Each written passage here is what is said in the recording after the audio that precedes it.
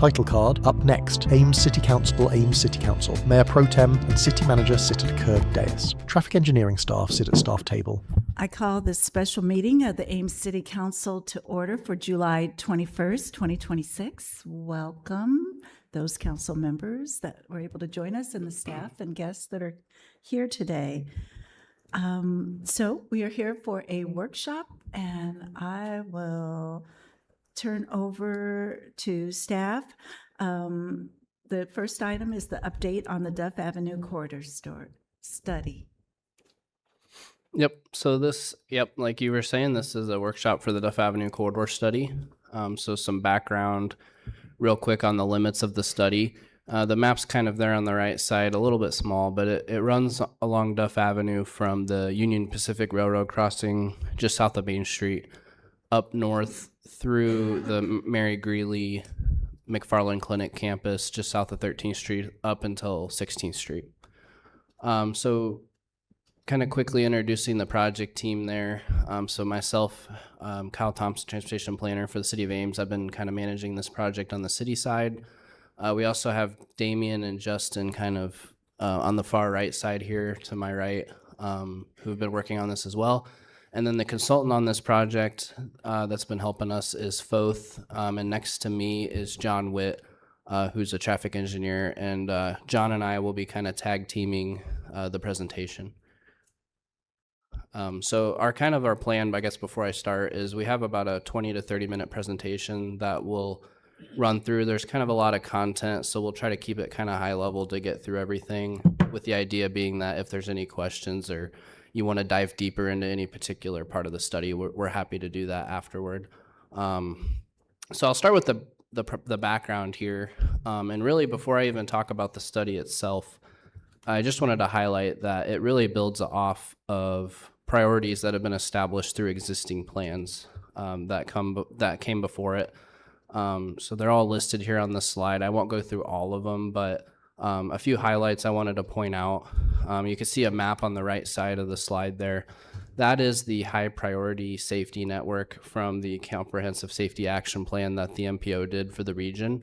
And you can see that this stretch of Duff Avenue is all part of that high priority safety network. So it's been identified as an area that needs to be looked at more closely to try to implement safety improvements. Another highlight too from the walk bike roll plan is there was a few improvements that have been identified through that, including installing some sort of shared use path or bikeway along this corridor, as well as enhancing the East 12th Street pedestrian crossing near Mary Greeley. And we'll talk about that more as we get farther along. So for the study itself, here's the listed out main goals going in. The first thing was we wanted to evaluate existing and future traffic operations, safety, walkability, and connectivity along the corridor. We wanted to assess the impacts of the railroad crossing near Main Street because, as we all know, those of us who live in Ames know there's a lot of train crossings there, and so they can frequently cause vehicle delay, queuing, and recovery times, so that has a big impact on traffic operations on this corridor. We also wanted to not only look ahead, look at existing conditions, but really forecast those future volumes to understand long-term needs, because this study is more of a long-term visioning of the corridor. And so we wanted to project forward to 2050 as the planning year. We also wanted to evaluate pedestrian and bicycle safety and connectivity along the corridor, including that key crossing, especially that 12th Street crossing I just mentioned that serves Mary Greeley and McFarland Clinic. And then ultimately, we're trying to identify long-term improvement concepts that enhance all of those factors I just talked about, while also supporting the needs of the residents, businesses, and corridor users. So one of the first things we did for the study was to kind of do a first round of stakeholder and public outreach. So this started in late March 2026, and this round was really focused on getting input on what people wanted to see as far as priorities along the corridor that we should focus on, as well as any current perceived issues and concerns. And so for the For the primary method we used for this round was an online survey, and there was also a project website as well for the study that's still live even now. And that's kind of what we've been using to keep people updated as the study progresses. But for this first round, the primary methods we used to make people aware of both the study and the survey was we did a mailing to all property owners that are within 400 feet of the study corridor. So the map on the right shows kind of what that looks like as far as all of the properties that were encompassed by that area. We also did a direct email to key stakeholders, and that included Main Street businesses and downtown Ames businesses, as well as neighborhood association contacts such as Old Town and Sunrise along the corridor. We also did a post on the MPO website and newsletter, and we also did several rounds of social media posts on the City of Ames pages. So survey 1 had 547 responses, and of those, 144 came from residents and property owners or business owners that were located along or near the study corridor. So I won't go through every bit of data that this survey had right now, but just kind of at a high level, we heard that 95% of people drive this corridor that responded to the survey, 45% walk or bike, and 10% use Cyride, and over half use Mary Greeley or McFarland's medical campus in some way.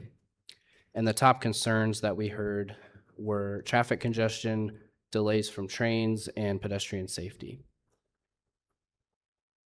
And you can kind of see, sorry, they're overlaying weird, but there's kind of some graphs on the right that were kind of the questions that were asked in the survey, and you can kind of see some of the answers that we were getting for those. So a lot of this boiled down to the top 3 priorities that the survey respondents identified were improve safety for all users, reduce traffic congestion and delays, and improve walkability and bikeability. And the top 3 desired improvements for the corridor that they indicated were traffic signal upgrades, safer pedestrian crossings, and better sidewalks and shared use paths. And kind of pulling that all together, then the top 3 themes or takeaways from that first round were safety for all users should be the top priority, and we should also have a very high priority on improving traffic operations and reducing delays, including from train crossings, and we should focus on improving multimodal facilities as well. And then another kind of thing that happened with that first round is we had an in-person meeting with staff from Mary Greeley Medical Center and McFarland Clinic, and the kind of some key takeaways from that conversation that the project team had with them were that EMS ambulance access and operation should be a top priority. There's a lot of crossings that occur at the East 12th Street crossing with their staff, and that continues to be a very frequently used crossing today, and is expected to continue to be so in the future. The topic of a 3-lane section did come up even in this initial conversation, and there was support expressed from their facility staff and ambulance operations staff regarding that possibility. And we also had a little bit of a discussion about their future facility plans at a high level, but just to make sure we weren't missing anything as we look forward to the future. So I'm going to turn it over to John for a little bit here to go through the traffic engineering analysis that's been done so far, as well as kind of get into those initial concepts that the study developed. Thanks, Kyle. Thank you, Council, for the opportunity to be here this evening. We're excited to partner on this important study with the city. So the first thing with the traffic engineering analysis was really doing some robust data collection along the corridor. So we collected traffic counts, crash data, speed data, took a real deep dive into the railroad crossing, as we know that's very important to the community. There's a lot of delay caused by this one particular crossing just south of Main Street. Got data from Cyride and the transit stops along the corridor, and then also took a look at all of the signal timing data that's available from the corridor. And one thing I wanted to point out about the traffic count data, we got 24-hour turning movement count data from the traffic signal systems along the corridor and are using the 85th percentile counts. So not using average data, but higher than average data. So it's really a conservative analysis of the volumes along the corridor. So the existing volumes, starting down at Lincoln Way, Main Street area, about 12,600 vehicles per day, and then lowering towards 9,000 as you get north of 16th Street. And then using data from the Ames area MPO and Iowa DOT, we developed a growth rate to use to forecast the volumes to both 2035 and 2050. And we used a 0.5% annual growth rate for that. And that is also conservative. When we look at the data from the MPO, it's really closer to 0.3%. But again, we wanted to make sure we were conservative in our analysis when looking at things like a potential roadway lane reduction, as we'll get into later. So using that data, we did traffic operational analysis and used the national standards from the Highway Capacity Manual. Main measures of effectiveness or data that we're looking at for that is delay and level of service. The level of service is graded on an A through F scale, so probably very familiar to you from other studies that have been done. And then also volume to capacity ratio. Table shown here is the 2025 existing operations with the current roadway cross section, and then also the 2050 operations with the existing cross section. And as you can see, we're level of service A to C out there. Operations are very good. The volume to capacity ratios indicate there is additional capacity available on the corridor, so which would lend itself to a potential roadway lane reduction. Next, we took a really deep dive into the crash data along the corridor, the last 5 full years of data. There were 96 crashes along the corridor, 76% of those being property damage only and 24% being injury. And that the 24% injury is key, as this was identified as a high priority network in the safety action plan. The most common crash types are rear end, broadside side swipe, and left turn. And those rear end, side swipe, and left turn crashes are an indication that there is an issue with the 4-lane undivided roadway that's out there. Those are crashes that are attributable to that type of roadway cross section. And then looking a little deeper, the major causes of the crashes that are happening, following too close, failure to yield while making a left turn, and then the improper erratic lane changing. Again, many crash types that are causes that are a result of the type of roadway cross section that's out there. And then in terms of all of the intersections or the key intersections that we looked at along the corridor, Duff Avenue and 16th is performing worse than similar type intersections throughout the state of Iowa. We look at a metric called potential for crash reduction, and that's data we get from Iowa DOT. And that intersection has kind of pinged on their radar. Currently an all-way stop, but based on the volumes that are out there, an unwarranted all-way stop. So a change in traffic control would help that intersection and help to reduce the crashes that are happening out there. Also took a deep dive on the speeds along the corridor. So 3 radars were placed for a week at different locations along the corridor, and the metrics that we use when we look at speed are the 50th percentile, our average speed, and then the 85th percentile speed, which is the speed at which 85% of vehicles are traveling at or below. 50th percentile is at 32 miles per hour, 85th at 36. So we used a couple nationally accepted methodologies to evaluate the speeds along the corridor.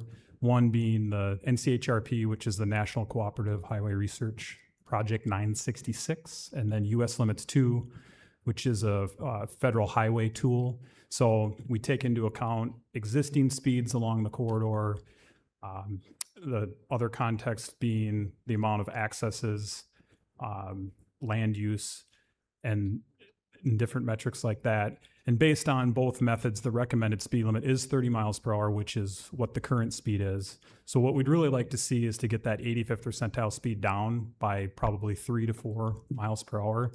And this is something we see very, very often on the 4-lane undivided cross section, which is currently out there, where you have your 85th percentile speeds ticking up because you get people that are trying to just get around people, really going too fast for the context of the roadway.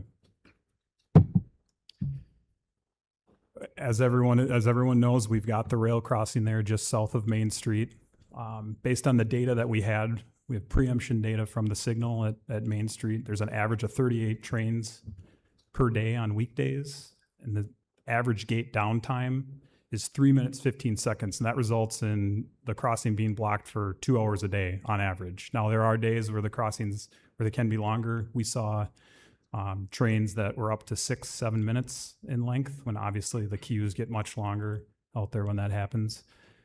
Video data that we collected over a period of about 3 days confirms that preemption data. We got a very similar average gate downtime. The recovery times during the peak periods, so when the gates come up and then for traffic to get back to free flow and normal, southbound performed better than northbound. Northbound, the recovery period was up to 90 seconds or even more in some situations. A lot of that's attributed to southbound. Motorists have a way to divert, so if they see a queue, they can head west, go to Grand, and go to the underpass. Northbound, if you've committed coming off of Lincoln Way, you're pretty much trapped. So,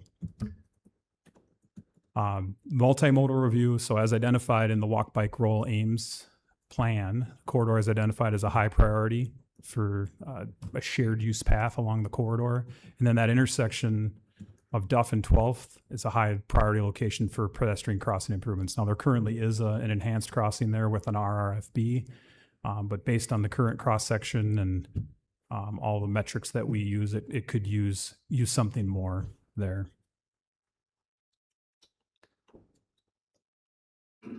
So we have completed a preliminary conceptual design for the corridor, and the first thing we want to talk about is roadway reconfigurations, or also commonly known as a road diet. So it's a nationally accepted practice to convert 4-lane undivided roadways to 3-lane cross sections, which is 1 lane in each direction with a center 2-way left turn lane. This is feasible for roadways with volumes up to 15 to 20,000 vehicles per day. And if you remember back to our slide where we had the existing volumes were between 9 to 12,000, and then forecasting between 10 to 14. So converting roadways from 4-lane undivided cross sections to 3-lane cross sections, they've been shown to reduce total crashes by 19 to 47%, depending on the context and the volumes that you have. So in terms of Duff Avenue and the 3-lane section, analysis of the existing operations indicate there is excess capacity along the corridor. Again, existing volumes that 9,000 to 12,600, forecasted between 10 and 14,000.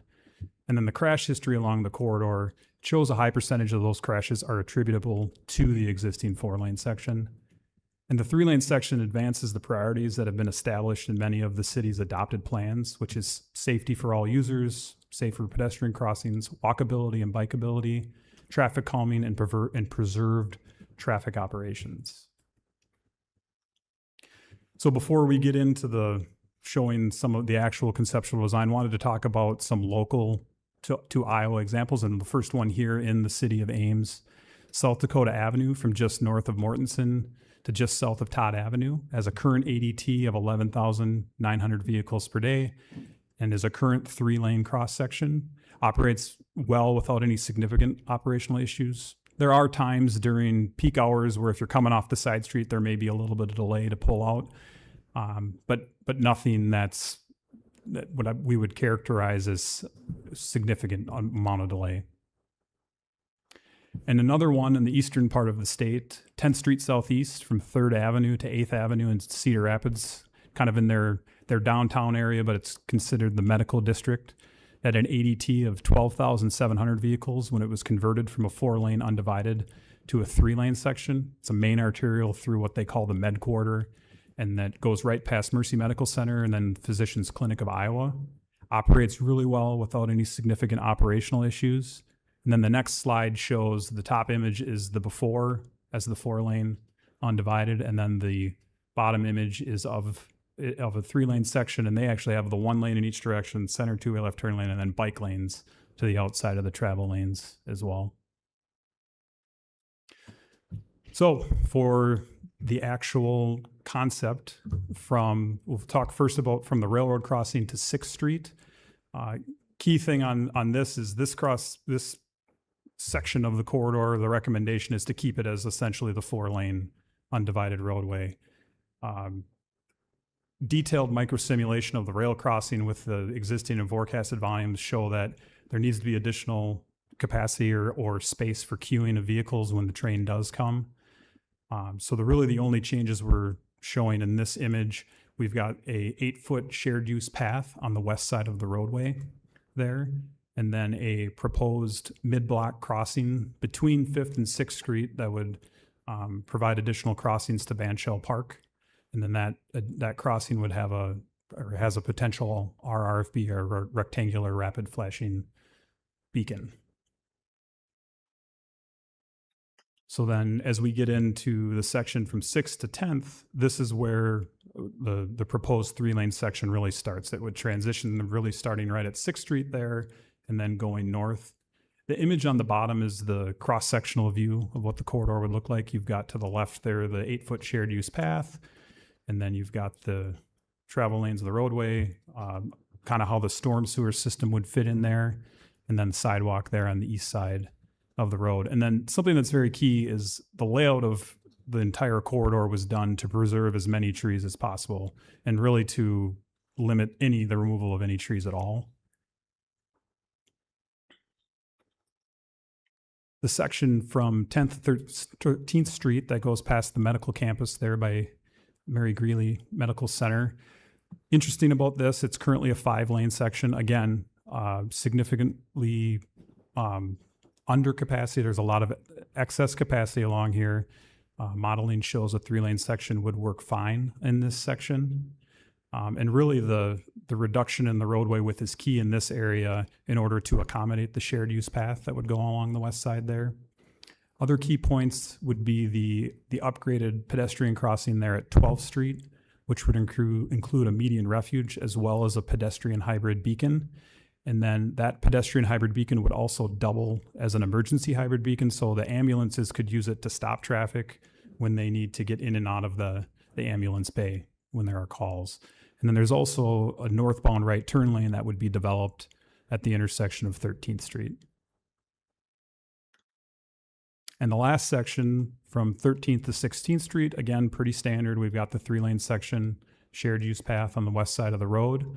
And then the main part of this section of the corridor is the change in traffic control at the intersection of 16th Street. It's currently an all-way stop. Based on traffic volumes and the crash history, the recommendation is to make a change of some sort. 2-way stop would operate fine, both based on existing volumes and forecasted volumes. But we also looked at a mini roundabout in this location, and you can see now that that's overlaid on there. This would operate the best in terms of level of service and delay, but obviously has a bigger footprint, so there would be right-of-way acquisition needed in all 4 corners. But both are acceptable alternatives for that intersection.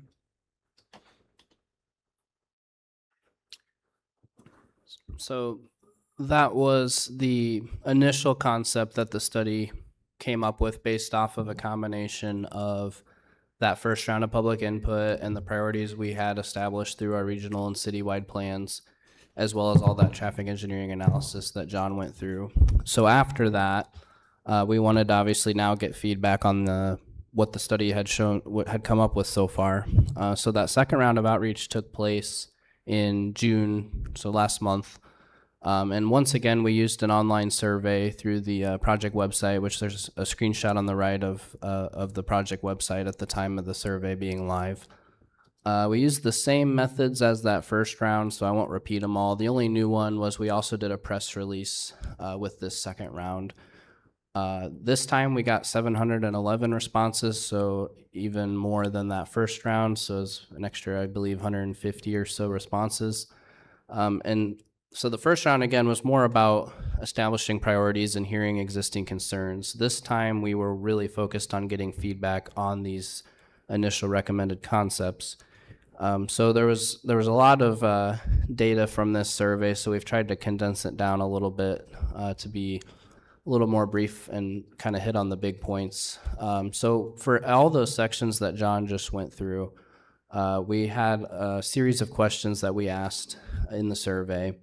And one of the big ones is there was a set of questions that was asking them how supportive are they of the proposed improvements for that section. and then another one similar but about safety, and then one about traffic operations, and then one about multimodal connectivity. We kind of averaged all of those responses together and kind of came up with the second bullet metric there, where about 57% of respondents were either very unsupportive or unsupportive of the proposed improvements, and then 43% were either neutral, supportive, or very supportive. So overall, there was a slightly negative reaction to what was being shown. There was also some more pointed questions asked for specific spots along the corridor and the improvements. So the top left question was asking, should the City of Ames conduct a detailed study of the railroad crossing? And kind of highlighted what that study might look like. And 75% of respondents indicated that they would like to see that study done versus 25% who said no. Another one, bottom left, not just north of there, we showed that, and John showed that mid-block pedestrian crossing near Ben Shell Park between 5th Street and 6th Street. And we asked if they felt that that crossing was necessary or needed for accessing Ben Shell Park. 36% thought that yes, they would like to see that, but 64% indicated they did not feel that crossing was necessary. And a lot of the comments we got in the more narrative-driven questions were they felt that the nearby signals at Main Street and 6th Street kind of already take care of that pedestrian crossing protection that they were looking for to access Ben Shell. Top right is showing the question about the pedestrian crossing improvements shown at 12th Street near Mary Greeley, and 65% did feel that those improvements are needed versus 35% that said no, they don't feel those are necessary. And then the last one was, which traffic control option do you prefer at Duff Avenue and 16th Street intersection? And the options, like John was showing, was there was a two-way stop control option and a roundabout option. 59% said they prefer the two-way stop versus 41% that said they prefer the roundabout. So kind of with all these metric type questions in combination with feedback that people wrote within the survey, we kind of came up with this list of the top concerns and areas that need to be looked at farther. So the first one was that a lot of people who are very unsupportive of this proposed design felt that it would cause significant traffic delays because you're reducing the number of lanes on Duff. So they were, again, very concerned about increased queuing and congestion. The second one we heard a lot was that SkyRide buses, the red route travels through this corridor, and several people were concerned that they would be blocking the travel lanes at the various bus stops. Then there was a lot of concern expressed about maintenance with shared use paths and what responsibilities residents that live along the corridor would have if a shared use path were to be built. And then there was a lot of concerns about the train crossings and traffic backing up even farther if we have a 3-lane section instead of a 4-lane section. Emergency vehicles was another concern, and if they'd be able to operate effectively with a 3-lane section. So they were thinking of ambulances, fire trucks, police. Then the kind of already hit on this one, but that mid-block crossing shown between 5th Street and 6th Street not being needed by Ben Shell Park. And then the last one, I showed that question about Duff Avenue and 16th Street and how more people preferred the two-way stop versus the roundabout. But there was a lot of comments that said they would like to see the always stop as a third option for that question. So kind of the next part of this presentation kind of takes those top concerns and then kind of dives deeper, and if it makes sense, kind of do some potential refinements to the design. So the first one we really wanted to hit on, because this was by far the most received feedback, was traffic operations and the 3-lane section causing a lot of congestion. So we did a comparison of the current 4-lane section, which is that second column, and its operations, and this is in 2050 forecasted conditions, versus the 3-lane section design that John just showed.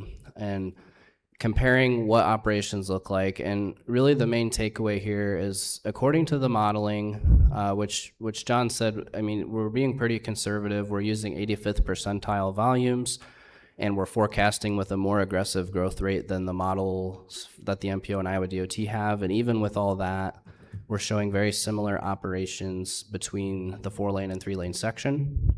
Only a difference of about 1 second or less at most intersections between the two. And at 16th Street, you see a significant improvement with the roundabout, obviously, because instead of an all-way stop, you have a roundabout, which is a lot better for continuous flow at lower volume conditions. And then the 2-way stop would cause free flow for Duff, so that has obviously a very low amount of delay as well. We don't show an overall metric for the 2-way stop because since Duff is free flowing, you don't normally show like an overall intersection level of service.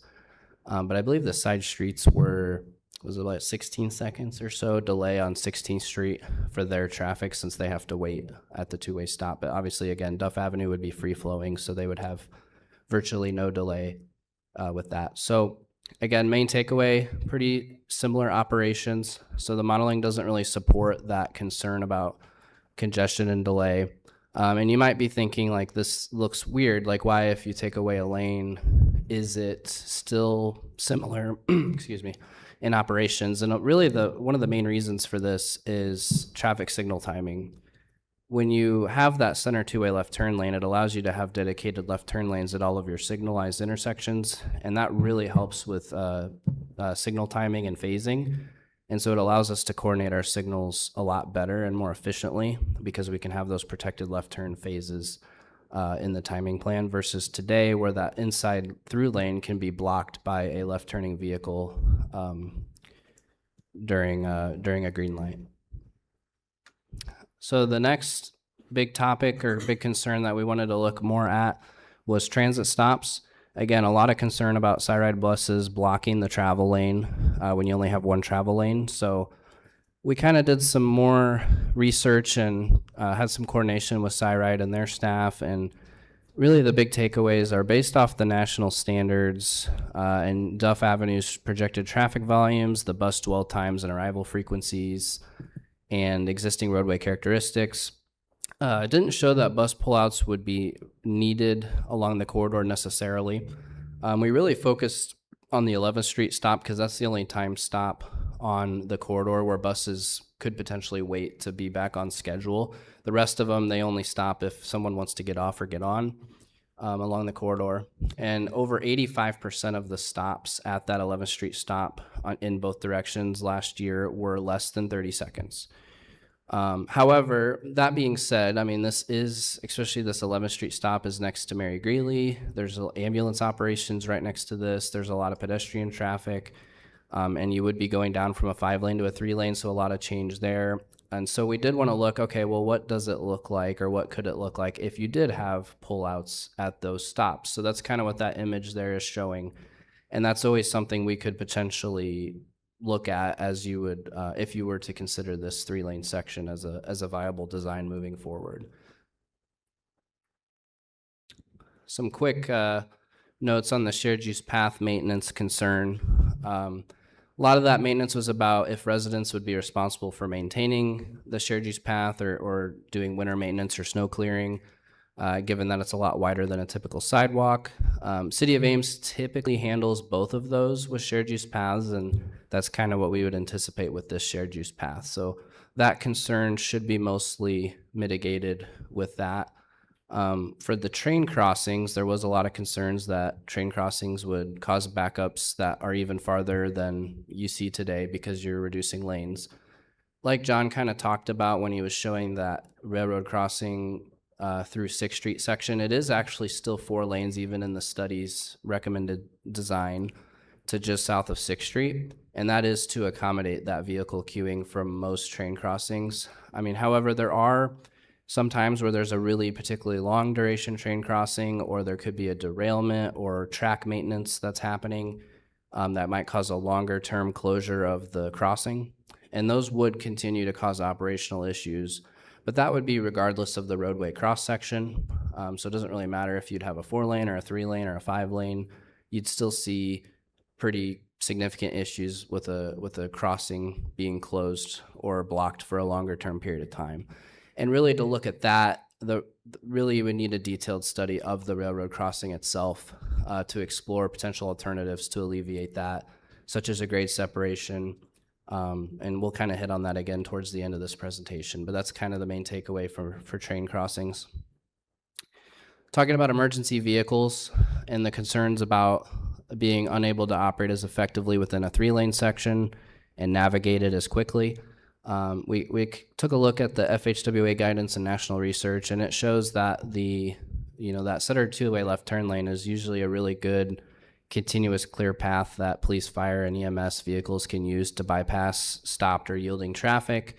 And it actually usually improves response times compared to 4-lane undivided roadways. And when we had that initial outreach with Mary Greeley Medical Center ambulance operations staff, they did express support for a 3-lane section and felt that it would work well for their ambulance operations. The next one we wanted to hit on was that mid-block crossing at Bandshell Park between 5th Street and 6th Street. And just as a reminder, 64% of respondents to that second survey indicated they felt that it was not needed. The reason that they thought that was they believed those, the Main Street and 6th Street intersections already have signals, which means they have more enhanced crossing opportunities very close to this location. So we developed an alternative version of the concept without that mid-block crossing near Bandshell Park. So the left image is what it looks like without it, and then the right one, just as a reminder for reference, is what it looked like back when it was included. So just kind of showing what it might look like if you took it out. And this is something we could certainly talk about when we have a discussion in the workshop portion of this, but just wanted to show what it might look like if we kind of listened to the survey respondents and went with the preference to not include it. Just maybe to hit on why it was included to begin with, through kind of previous outreach and projects, we had heard a lot of feedback that, especially from Main Street businesses in downtown Ames, they want to have a better connection to Bandshell Park. And this was kind of one of those things that we came up with as a potential solution to have just yet another crossing opportunity. So that's kind of the background of why it was there in the first place. But after hearing the feedback, we wanted to show what it would look like if you don't have it. And then the last one I wanted to touch on is the 16th Street intersection. 59% indicated they preferred that 2-way stop. 41% preferred the roundabout. However, like I alluded to earlier, the all-way stop was something a lot of people commented about wanting to see as an option.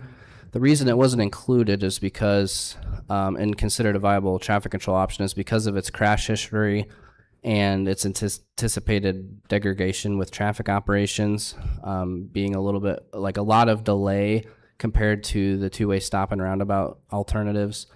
And really one of the big concerns with the 2-way stop that people had was they would lose that enhanced pedestrian crossing capability, the ability to cross Duff Avenue in this area. Because they'd have to go all the way down to 13th Street or go farther north in order to cross, whereas right now you have that all-way stop, and it's a good area for them to cross, and also for vehicles coming off 16th Street as well to enter Duff Avenue. So we did develop an alternative version shown on the slide that includes a enhanced pedestrian crossing with a potential RRFB installed with it. So that would be kind of a way to enhance the pedestrian crossing capabilities at the intersection, but still get those improvements in traffic operations and other safety benefits that eliminating the all-way stop would provide. And this is kind of a big table that summarizes the benefits and drawbacks that we identified as a project team with the 2-way stop versus the mini roundabout when you're trying to consider between the two. There's the roundabout. So just on the right, as a reminder, there's the 2-way stop and then the roundabout below it. I'm not going to go through every bullet point here right now, but ultimately your 2-way stop is, free flow for Duff Avenue. So Duff Avenue traffic doesn't have to stop anymore, but that would potentially create higher speeds as a result because people no longer have any traffic control to slow them down.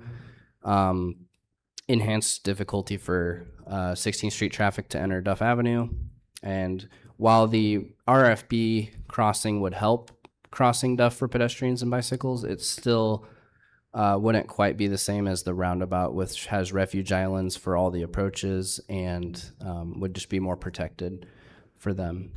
But obviously your roundabout has a lot higher impact. It would be more expensive to implement.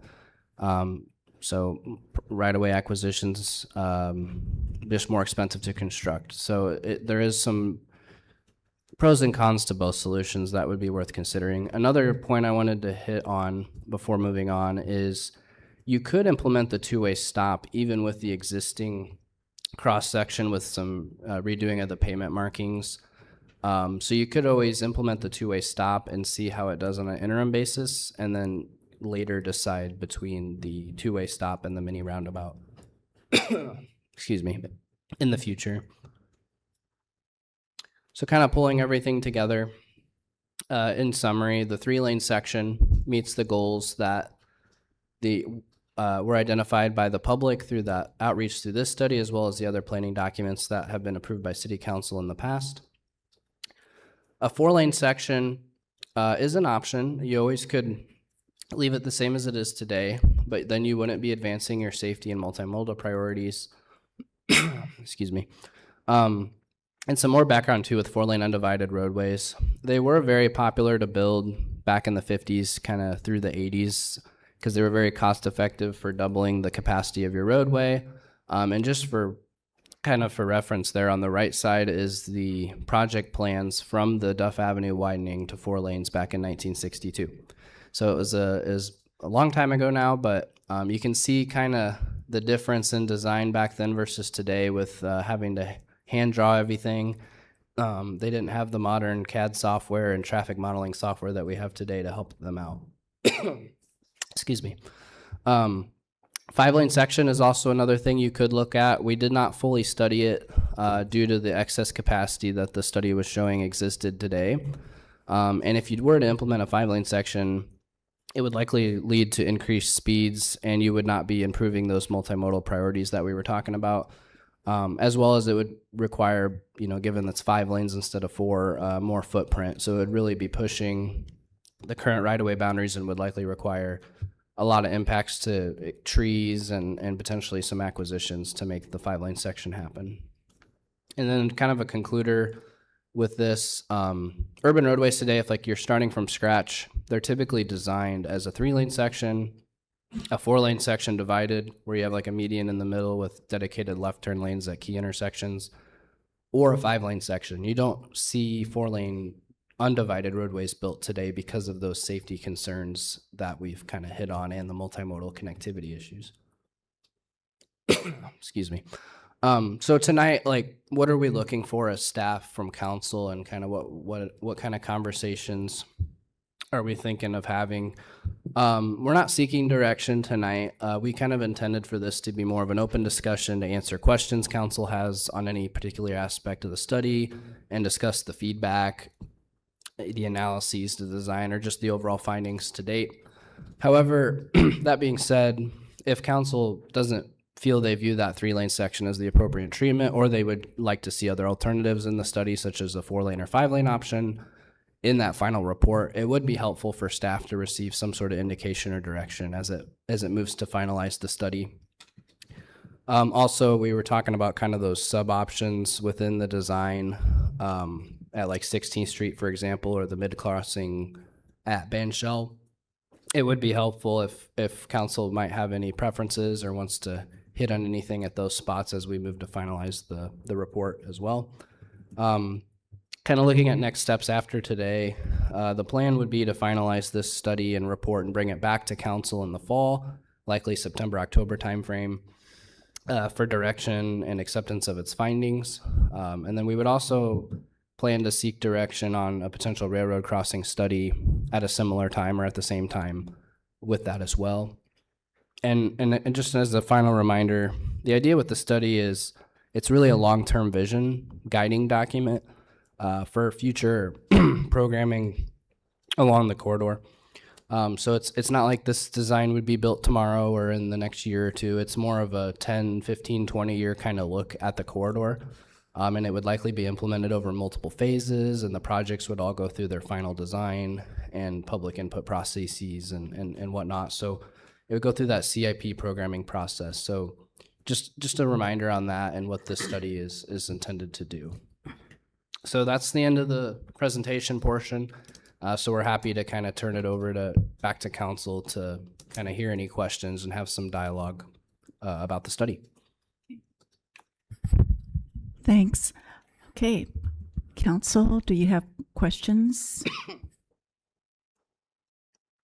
I have a number of questions, and I think a lot of them relate to the way in which the potential road diet relates to the railroad crossing. So we hear all the time how we need to have a separated grade crossing at the railroad. Yep. And it's not getting any cheaper to create that kind of a crossing. I mean, was it $40 to $50 million or something in the Yeah. staff report? Yep. And that would be a rough estimate, but Yeah. something like that in the order of magnitude. So I guess my question is, given that we're trying to accommodate a substandard crossing with this plan, is it the case that we would have to be making additional changes down the road to the corridor if we ever did do the grade crossing? And are there safety gains to be made if we instead focus our energies on a railroad crossing and a roundabout at 16th Street and forget about trying to redirect people between those points until we get the issue of that grade crossing fixed? And I mean, I'm thinking big here because I'm sick of that crossing. I think everybody in town is pretty tired of waiting there. And we continue to accommodate it, and it's not getting cheaper to fix it. So I think my initial take on that would be kind of what we're showing in this study north of 6th Street would be the same regardless of if it's at grade or grade separated. I think what would change is the section I kind of pulled back up between the railroad crossing and 6th Street. We're obviously showing it as a 4-lane undivided because of that queuing from the railroad. I think if you were to do a grade separation, this would be the area that would change a lot. And if we were to do a grade separation study, that would be one thing it would do is look at all the different types of ways you could make it work and what impacts it would have. So now to your question about if we prioritize that and the roundabout, I mean, we kind of leave that to council how they want to prioritize things. But I think my take on this study is, given it's a long-term guiding document, I think the 3-lane section still makes sense as a study recommendation. But you could, when you go to implement it, focus on like the roundabout, for example. And if you want to indicate or direct staff to do the railroad grade separation crossing study, we could do that and see different variations of like this area with that. Well, I am not opposed to 3-laning 4-lane streets typically, if the study modeling is showing that it's not going to negatively impact the travel rates. I'm in favor of things that are safer, and I like the fact that we've heard from our ambulance crews and what their needs are. But we also heard that right now they're getting hung up by trains, at least occasionally, and so that crossing impacts them as well.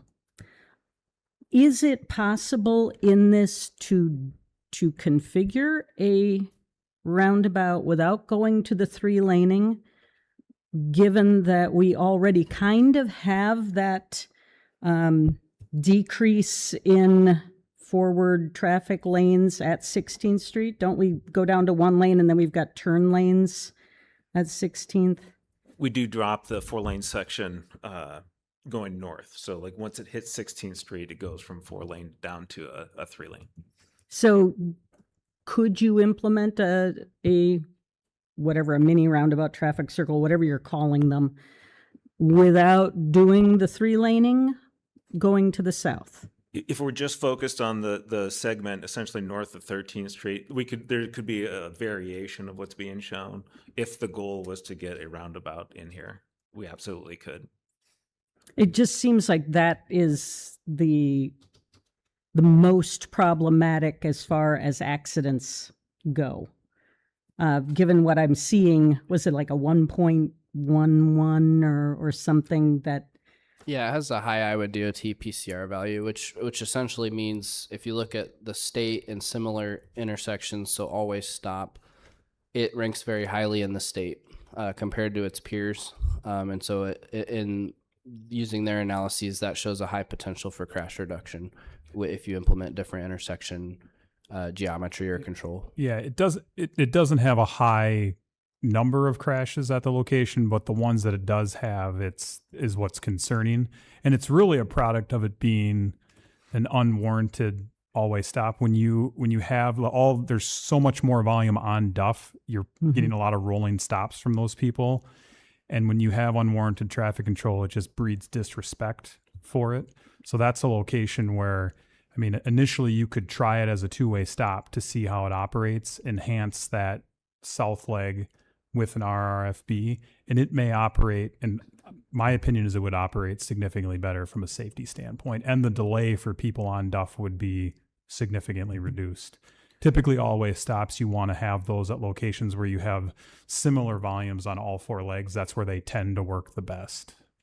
I'm somewhat nervous about the flashing beacons, simply because I've seen what happens down on South 4th with a 4-lane with those beacons, and people don't know what to do. You get one lane that stops and another lane that doesn't, and that doesn't seem like it would be a better option. Yeah, you would really want to do that where you would be, as you're approaching the intersection from the south, you'd be reducing down to that 3-lane cross section.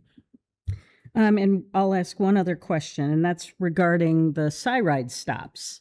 Now, it seems like they aren't stopping for all that long, but isn't anything that stops in the travel lane a problem if people are assuming they're going to be moving forward? No, I would say that there's lots of places in town where, a good example, if you travel up and down Grand Avenue, there's probably multiple locations where a Syride is creating some amount of, like, let's say, localized congestion around the stop.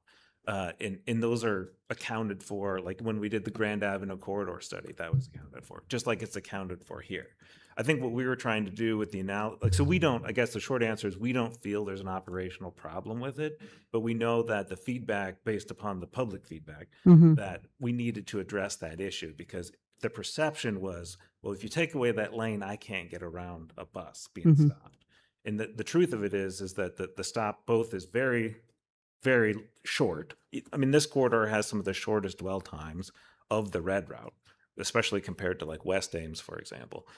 And in the one place, like Kyle had mentioned, that they do have a timed stop, we would likely, like, so when this section up by the hospital would get done, we'd want to make sure that we could physically accommodate a pullout, which would be just like a higher level of service, if you can think about it that way. Thanks. Other questions? So I'll go. So just a couple of technical questions. If you could turn to page 26 on the survey to responses, for round 2, I had difficulty understanding your slide, and maybe this is just a matter of adding some additional labeling. So you have these questions here, and then the ratings, but I'm not understanding the label of what 1, 2, 3, 4, and 5 are. Yeah, That's so something that could be added. yeah, we could add that for sure. So what a 1 means is they're very unsupportive. So they're the least supportive of the proposed improvements. And so like if they rated it, that's basically like giving it a 1 star. And then with 5 being the most supportive or the highest regard for what was shown. So And- yeah, you could see like the distribution then, like a lot of the people who were unsupportive were very unsupportive, and then there was kind of a more even distribution on that neutral to supportive side. And maybe this is just nomenclature. Maybe we might say very unsupportive might be, we might use the word opposed. Yeah. Maybe. Oh yeah. And I don't understand the characterization that you say 43% were neutral, supportive, or very supportive. So why are we grouping the neutral with the supportive or very supportive? Why not just let them be their own category? Because it's skewing your data. So if you lump in your number 3 with number 4 and 5, that's conveying a greater level of support than what I think the data communicates. You agree with that? I think the way we normally see like a 3 out of 5 is, especially when we look at the comments they left along with the rating, is they're normally relatively comfortable with what's being shown. And that's kind of why we lean towards grouping them with supportive, whereas the 2s and 1s are like just straight opposed usually to it. With that being said, I mean, you make a good point. We could certainly split out that 3 rating and kind of show 3 categories like opposed, neutral, and supportive. It just seems like a fair characterization. If we're trying to make policy decisions based on the data, Yep. and you have a group that says, I don't care if it's this or that, then to lump them in with those who are supportive, I think that's skewing your data. I've made that point, but that would be helpful if we could break that out and then recharacterize the text accordingly. Yep. I think that'd be a helpful data point. Thanks. Sure. Thanks for considering that. Could you take us to page 16? And I'm really interested in the disparity on the spread here. Page 16. Sorry, I'm taking this into the weeds here a little bit. The preliminary conceptual designs. So this is a really important statistic. So you say that converting roadways from 4-lane undivided to 3-lane sections have shown to reduce total crashes by 19 to 47%. And so 2 questions here. Am I understanding that those are national statistics, or is that the statistic based on modeling for Duff? I lost that. So that statistic there is based off national statistics, and the reason there's such a high range is because it's very context sensitive to the local road. But when we look at the crash data for the corridor, like your failure to yield to left turn, your like for crash types, your rear ends and your broadsides and really all of those crash types are very attributable to having a 4-lane undivided section.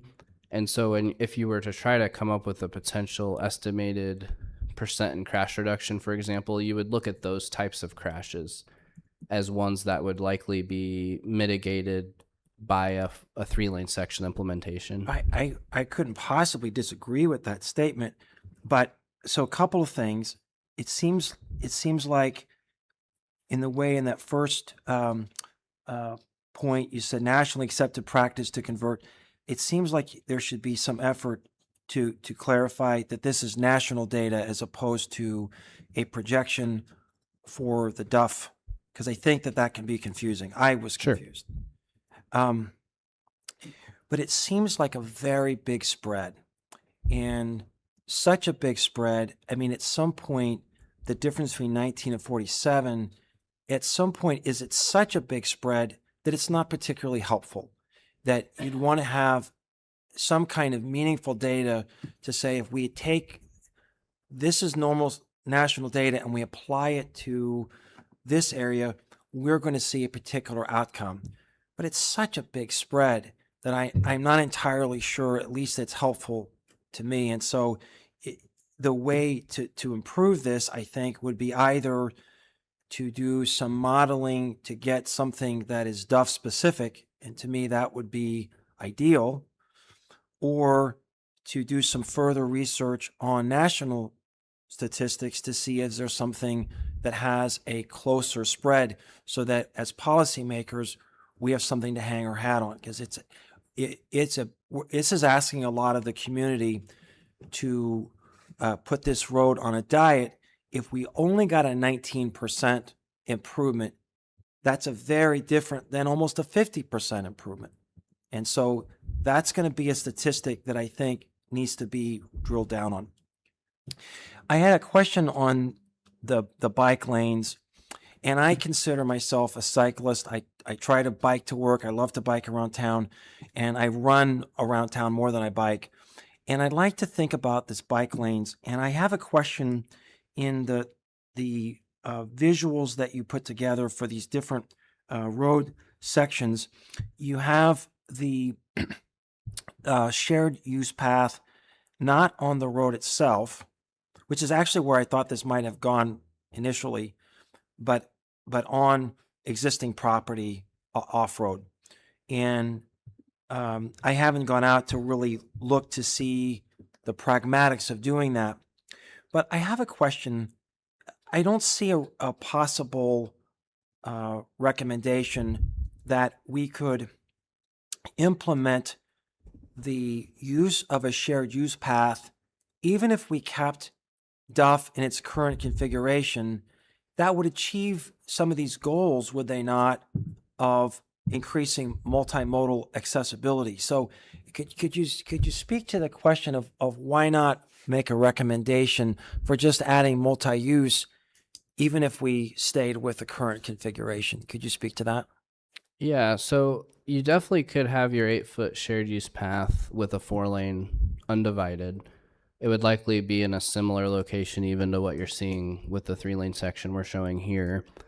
So you would get some benefits in connectivity from that. I think what you would lose with a 4-lane undivided versus the 3-lane is the crossing of Duff. Being with the 3-lane, you're crossing less lanes, and at protected crossings like the 12th Street crossing by the ambulance bay at Mary Greeley Medical Center, you could have a refuge island with a 3-lane section. So I think you could still have your multimodal connectivity as far as like north-south traversing on the shared use path, but the crossings would be not really any different than today, and the safety improvements there wouldn't be realized. I think it would be the main difference as far as multimodal connectivity and safety is concerned. And do you have any data that would support that is a problem that's worth addressing? As far as like the crossing, the east-west crossing. we could do a deeper look at the safety data. I don't believe we have a lot of pedestrian type crashes here as far as existing crashes, but of course we're always also trying to look at roadway characteristics, and we're trying to prevent future crashes. So even if there hasn't been existing crashes, we like to see we like to build roadways that have been nationally shown to have better safety, I think is how I would respond right now without having the ability to do more, more detailed analysis. But would you agree with me that it's at least worth considering adding the multimodal as a component independent of the road diet? I think we certainly could. I kind of going back to the final slide here, or I guess the second to last slide and the last slide. I think if council would like us to show a 4-lane option, we could certainly show it with a shared use path, and then whatever multimodal improvements could be done with the 4-lane section. So if that's something council would like to see, we can certainly do that as we move to finalize the study. Well, it just seems like if we're comparing these different options, it would be valuable to compare the status quo and overlaying on top of it the desired multimodal component to it. Sure. I think that would be worth exploring. And we don't have to look very far for an example of this. This is what's happening on Grand. So we're trying to improve the north-south connectedness on Grand Avenue, and we're gradually increasing the segment where it eventually will have a complete multimodal or a complete multi-use trail on the west side of Grand, really from A to Hayden all the way down to South 16th. Am I right about that, Damien? right. Yeah. So it's going to be like the Autobahn. I mean, it's going to be awesome. But we're not putting Grand Avenue on a road diet. We're having to accept that there are trade-offs, and but I think that I would be very interested in that because I think it would help a lot. Okay. One thing I might mention to that, so regardless of what the final corridor plan looks like, I think one of the things, Tim, that you're alluding to was the implementation of the pieces of it. So we wouldn't expect, for example, if we adopt a corridor plan, that we couldn't do a separate project as a shared use path, and the street could be a separate project, or different segments could be programmed. Like, we would expect that the actual programming of the improvements would come later, and like kind of the timing and prioritization of them can be separate. So I don't think the right way to look at the corridor plan is like an all or nothing. It's trying to set a vision, so we certainly want that to be clear, but that doesn't mean that, like what you're talking about, if we find that we should pursue the trail as one of the first things out of the gate, that we couldn't do that as a separate project, regardless of what happens to Well, and that's sort of my point, Damien, of why I think it's worthwhile to present to council. We're sort of a short team tonight, but and for the public, I think to see that as a viable option, and also expense-wise, it's not super expensive for us to add a shared use trail. It's not super expensive to do that. I have a question. Could you go back to page 11? And maybe this was super clear and I just went right by me. But this is it seems like an important slide under the traffic engineering analysis. And this is where you have the level of service ratings. And so if I'm reading this correctly, the worst level of service you have is a C, and maintaining a level of service D or higher is typically considered acceptable. But you have a number of A's, a number of B's, and then 4 C's. So if we look at that, is this data that is supportive of a road diet, or one that speaks of maintaining status quo? I mean, aren't we doing okay if those are levels of service? I think the idea is the 3-laning would not be a operations based decision, because like we show in a later slide, the operations between the 3-lane and 4-lane are very similar. It would be more of a safety driven and multimodal safety and connectivity driven based decision. I think really what my takeaway on this is, on this data, is because your operations are so good today, that shows you have excess capacity on your roadway that's not being fully utilized. And so that's why we kind of looked at the 3-lane as a potential next step. Now, if you left it as a 4-lane undivided, yeah, sure, operations would continue to look good according to the modeling. But you would still continue to have the safety issues and potential drawbacks as far as pedestrian crossings and those sorts of things. So I would say the 3-lane is more of a safety-driven decision instead of an operations-based decision. Okay, and that was super helpful for me because I didn't get that the first pass through. Sure. So we have parts of our roadway systems that are lower grades, and Damien's helped educate us on some of those.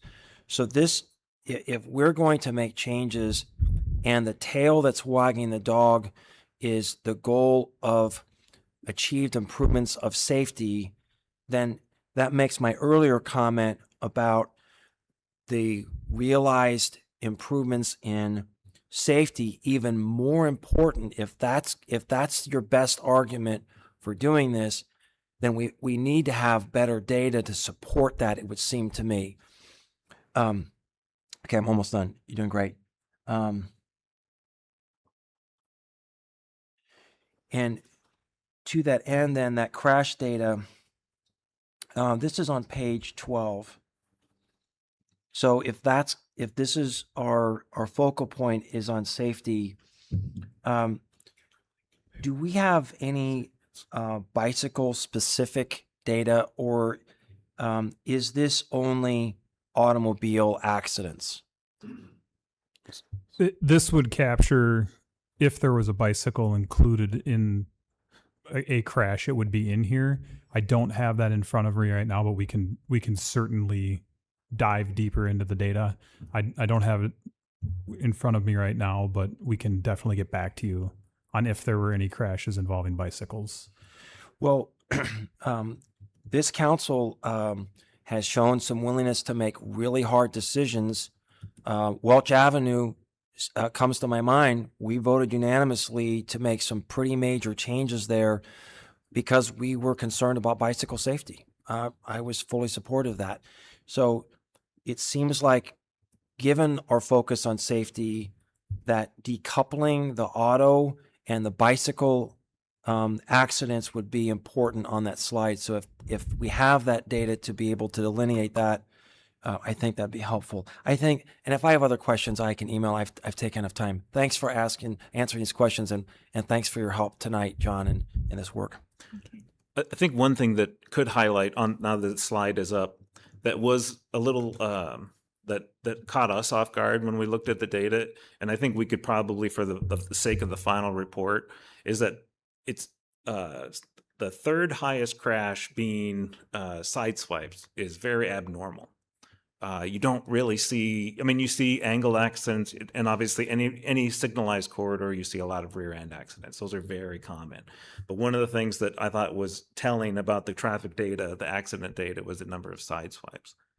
And I think just in general, some of the intangibles, perhaps beyond the reduction in crashes that the 3-lane section would have as a benefit over a 4-lane section, that, for instance, perhaps the traffic volumes like on Grand Avenue, like that we couldn't benefit from a reduction there, is that I know council's had a lot of concern about arterial streets that go through residential neighborhoods and what can we do for traffic calming. And I think, for example, when we talked about Lincoln Way, we tried to put up dynamic feedback signs, for example, to help control speeding.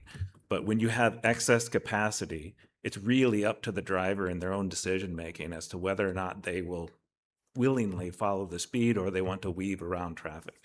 Whereas like a 3-lane section, the good thing is it takes very few cars driving at the speed limit to moderate the entire traffic flow. So that excess capacity that we've been talking about tonight also creates quality of life issues as far as allowing higher speeds to happen. Okay, thank you. Rachel, did you have any questions or? I think these two covered them. Okay, Amber, did you have anything? Maybe not. No, I do not. Thank you. All right, thanks. I had just one that just has to do with the timeline. So we've talked about if we would like a railroad study, that could be something that could be done. When would that be accomplished within this 10 to 15 years before this is taken up? Like, do you have some idea the timing for that? I think with the railroad study, we would look to come to council when we're finalizing the study, this corridor study's results, for direction and if they would like to pursue the railroad crossing. And I think the staff report kind of has a little more detail on the funding and how much that might cost and where the funding might come from. I think the two main options would be either funding it through the MPO and its planning funds or through a national grant like the Railroad Crossing Elimination Grant that FRA has. And then I think once we would have direction, along with that direction, we would probably like to know when council would like to see that programmed. And it could be near term or maybe a little bit longer, but I would expect it in the next, few years would be what my expectation would be if that would be your direction.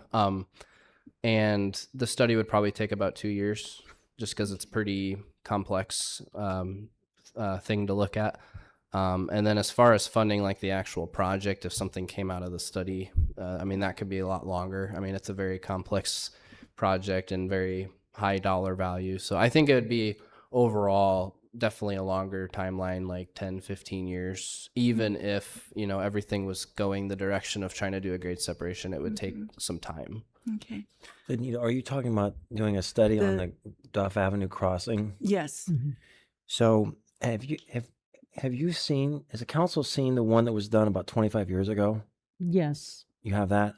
But the staff report indicates that technology has changed now and that the way you might address that crossing today is not what was recommended in that earlier report. Yeah, I mean, it was a pretty thorough report. Yeah, we could send that out again. If you could send that out, the challenge with really any of those options, just a quick summary, because I watched this pretty closely because my former office was one of the buildings that would be taken out. It would require a huge reconfiguration of the main street, that eastern downtown, and lots of buildings taken out, and so I don't know where we'd get the funding. It would require some substantial federal funding, and I'm nervous that there would even be that. So I don't know. But I think it would be helpful to take a look at the study. If You're right. It did impact a lot of business along the way. Yep. It was an underpass. So some of those businesses lost contact with Duff. You had to reroute them. They were really closed off. And then the actual ending point to the north wasn't at Main Street, it was farther north, went into the band shell. That caused a lot of consternation with some of the downtown business people at the time. Oh, yeah.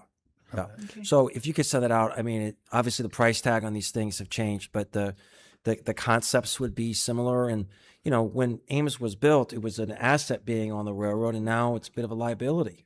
And so it's hard to unpack this, and a lot of communities around the Midwest are sort of stuck with railroads.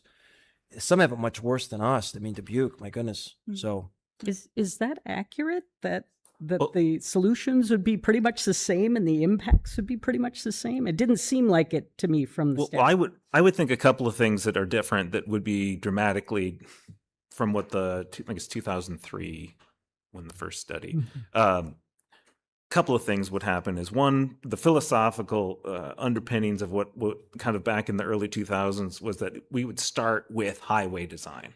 So like kind of no exceptions on grades or widths or any of these other things. We kind of started with, and I think council remember this when we first kind of took our first bite at trying to do 13th and Grant.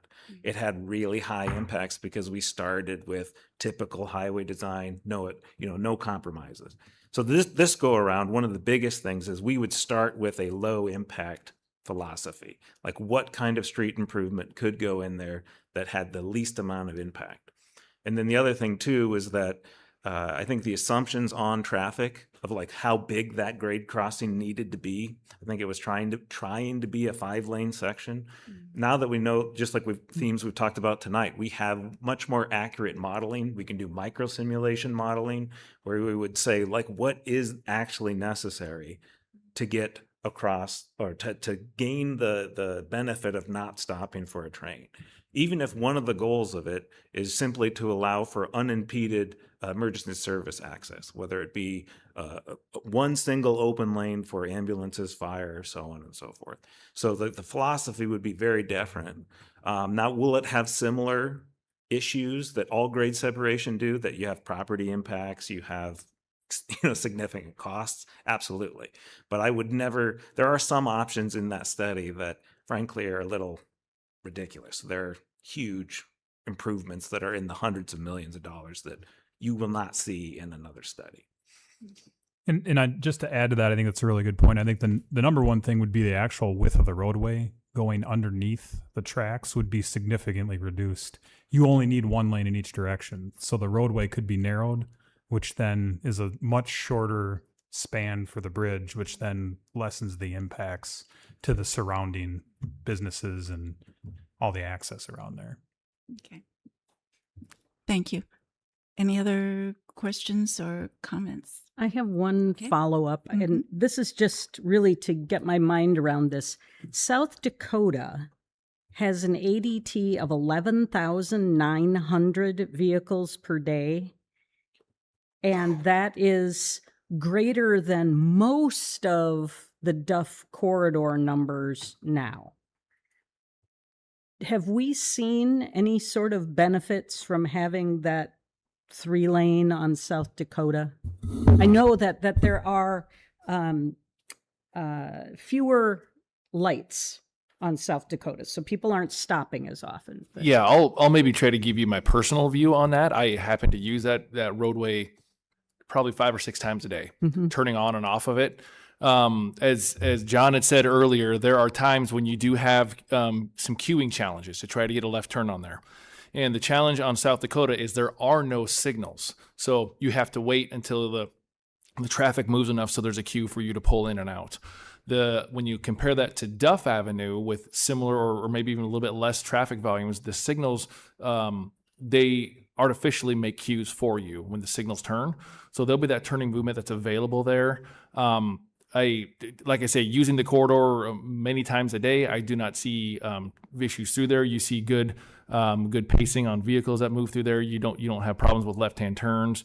I think the crash data would show similar things that we could possibly even, to your point, Tim, of looking at how does it compare to others. We could look at the similar crash data with what's going on in South Dakota versus what happens on Duff Avenue, maybe for a local example. But that queuing, it's the only concern. But I think on Duff Avenue, you would artificially create queues with the traffic signals that are currently there. thanks. Okay, thank you, staff. I think that concludes the questions from here. So thank you. And we do need to select an option tonight, or that will come back? No, we don't need direction. I think we have what we need to proceed. So we'll bring it back in the fall. Okay, Yep. all right. Thank you. Thanks. Thanks. Thank you. Ames Electric Services staff and Assistant City Manager approach the staff table.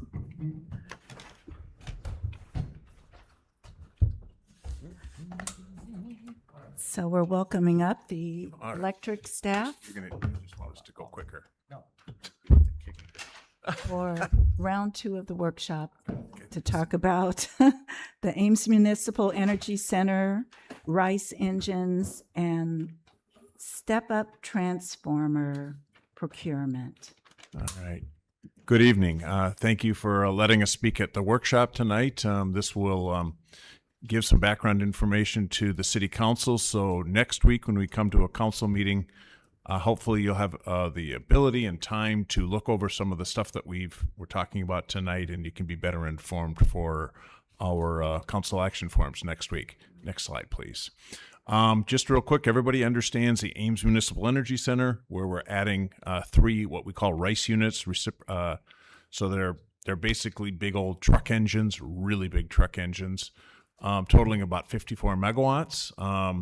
As council knows, we've retained Sergeant Lundy as our design engineer, and we're going to be building these at the old coal yard site just south of the plant and just south of the tracks. Next slide. In April, we came to council and we laid out basically a table very similar to this.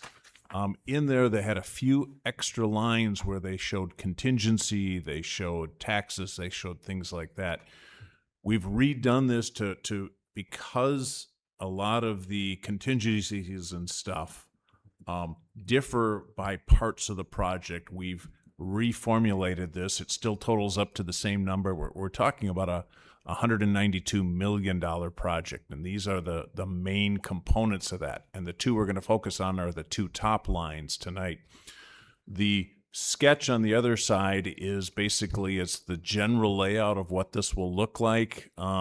You've seen this before. This is actually the ultimate build out, where there would be 3 generation sets to the north up what would be the railroad track. Brian knows how to work the computer. So that's that stuff right there. In the center would be the maintenance, operations, and the electrical building that would be ultimately built and designed for all 6 engines. The part we're talking about tonight are those 3 engines that Brian is highlighting in that red dot. And then just off the page, there's a transformer to the left. Right Yep, right there. Thank you. And we'll be talking about that tonight. Next slide, please.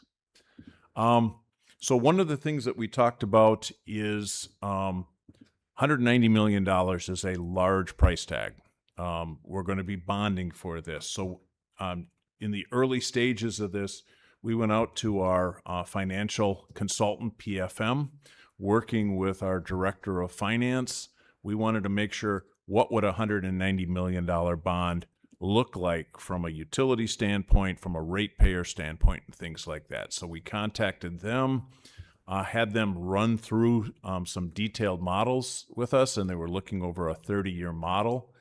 And basically, PFM came back and with some funding with two things, we can afford a project like this and not heavily impact our ratepayers. There are two components of this, and this slide is a little bit old because at the time we were also talking about adding solar.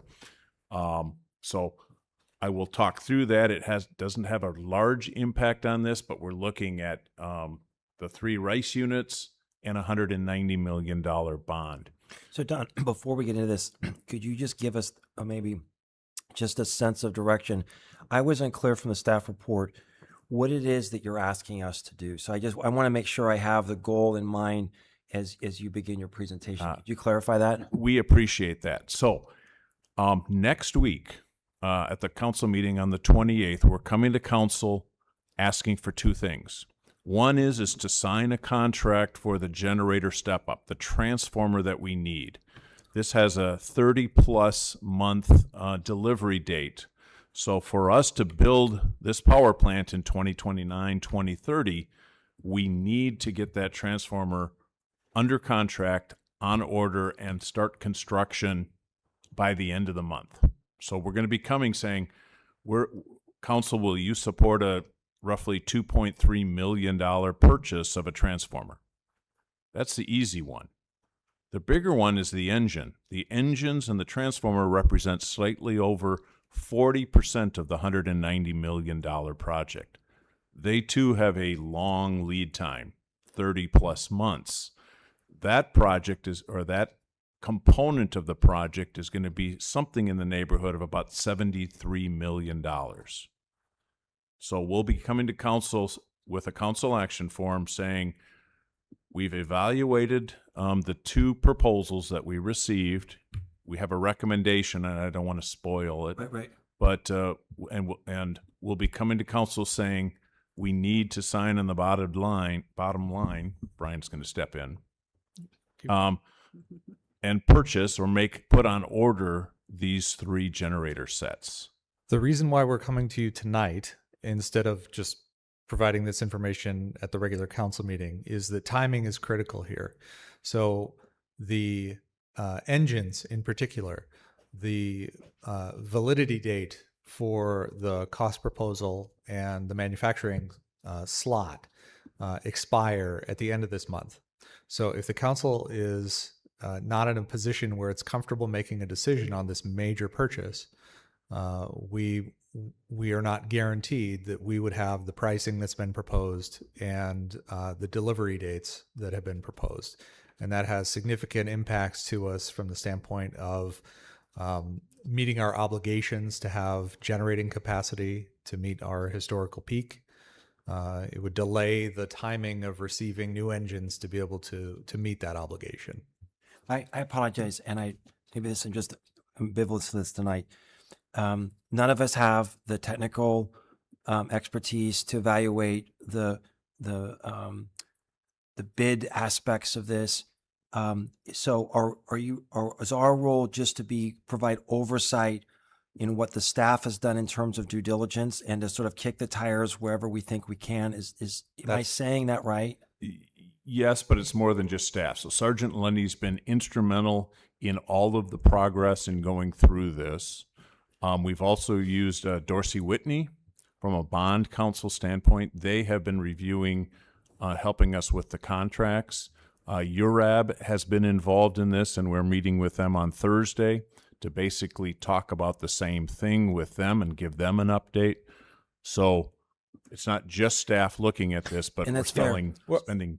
Yeah, I think essentially, Tim, yeah, we want to make sure that you're comfortable with us proceeding with these contracts. This is a big undertaking. This is a very large project, obviously, and it's very complex. And so this is the opportunity for you to ask questions and make sure that we have done our due diligence and that we've answered the questions that you might bring up. Okay. And get comfortable with the concept that we're talking about here, which is make commitments for 40% of this $192 million project in the next week. But we're not at a stage where we're deciding whether we to do that. We've already made that decision. It's just a question of whether this particular proposal is passing muster, Senate, right? Next week, we're jumping off the precipice. Okay. Right. That's the first time we're making significant investments. Not to say that the engineering contract isn't significant, but now we're committed, right? We are of the $70+ million contract, 50% of that amount gets laid out in the next 8 months. Okay. All right. Right. Thanks for. So I just big- wanted to frame. These are big obligations. that Yeah, I we're just wanted to frame what you're asking us to do. Thanks for doing that. And appreciate the question because that hopefully helps set it, the concept and where we're going tonight and then next Tuesday with you.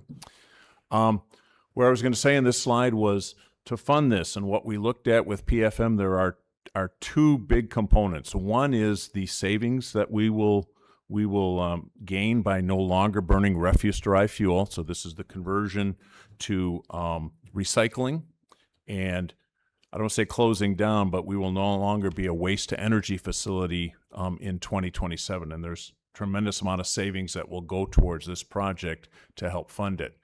Beyond that, PFM looked at a model on, again, $190 million bond. They believe, and this is a very conservative number using higher interest rates, and I can go back to that presentation, but they believe that implementing a 2.5% annual rate increase for the next 18 years, plus followed by about a 1.5% rate increase over the next 12 years, will more than fund a project of this size. Next slide, please.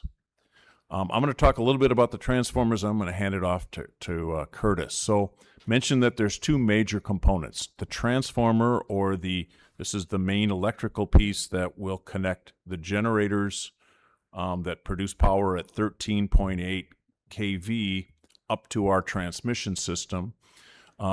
We've gone through that analysis, and again, we'll have a more detailed council action form, but we actually presented this a month or so ago, back in May when we got the bids, and we'll do it again next week. But from an engineer standpoint, the estimated cost on that sheet, and we'll be bringing it back up here in a second, is about $4.8 million.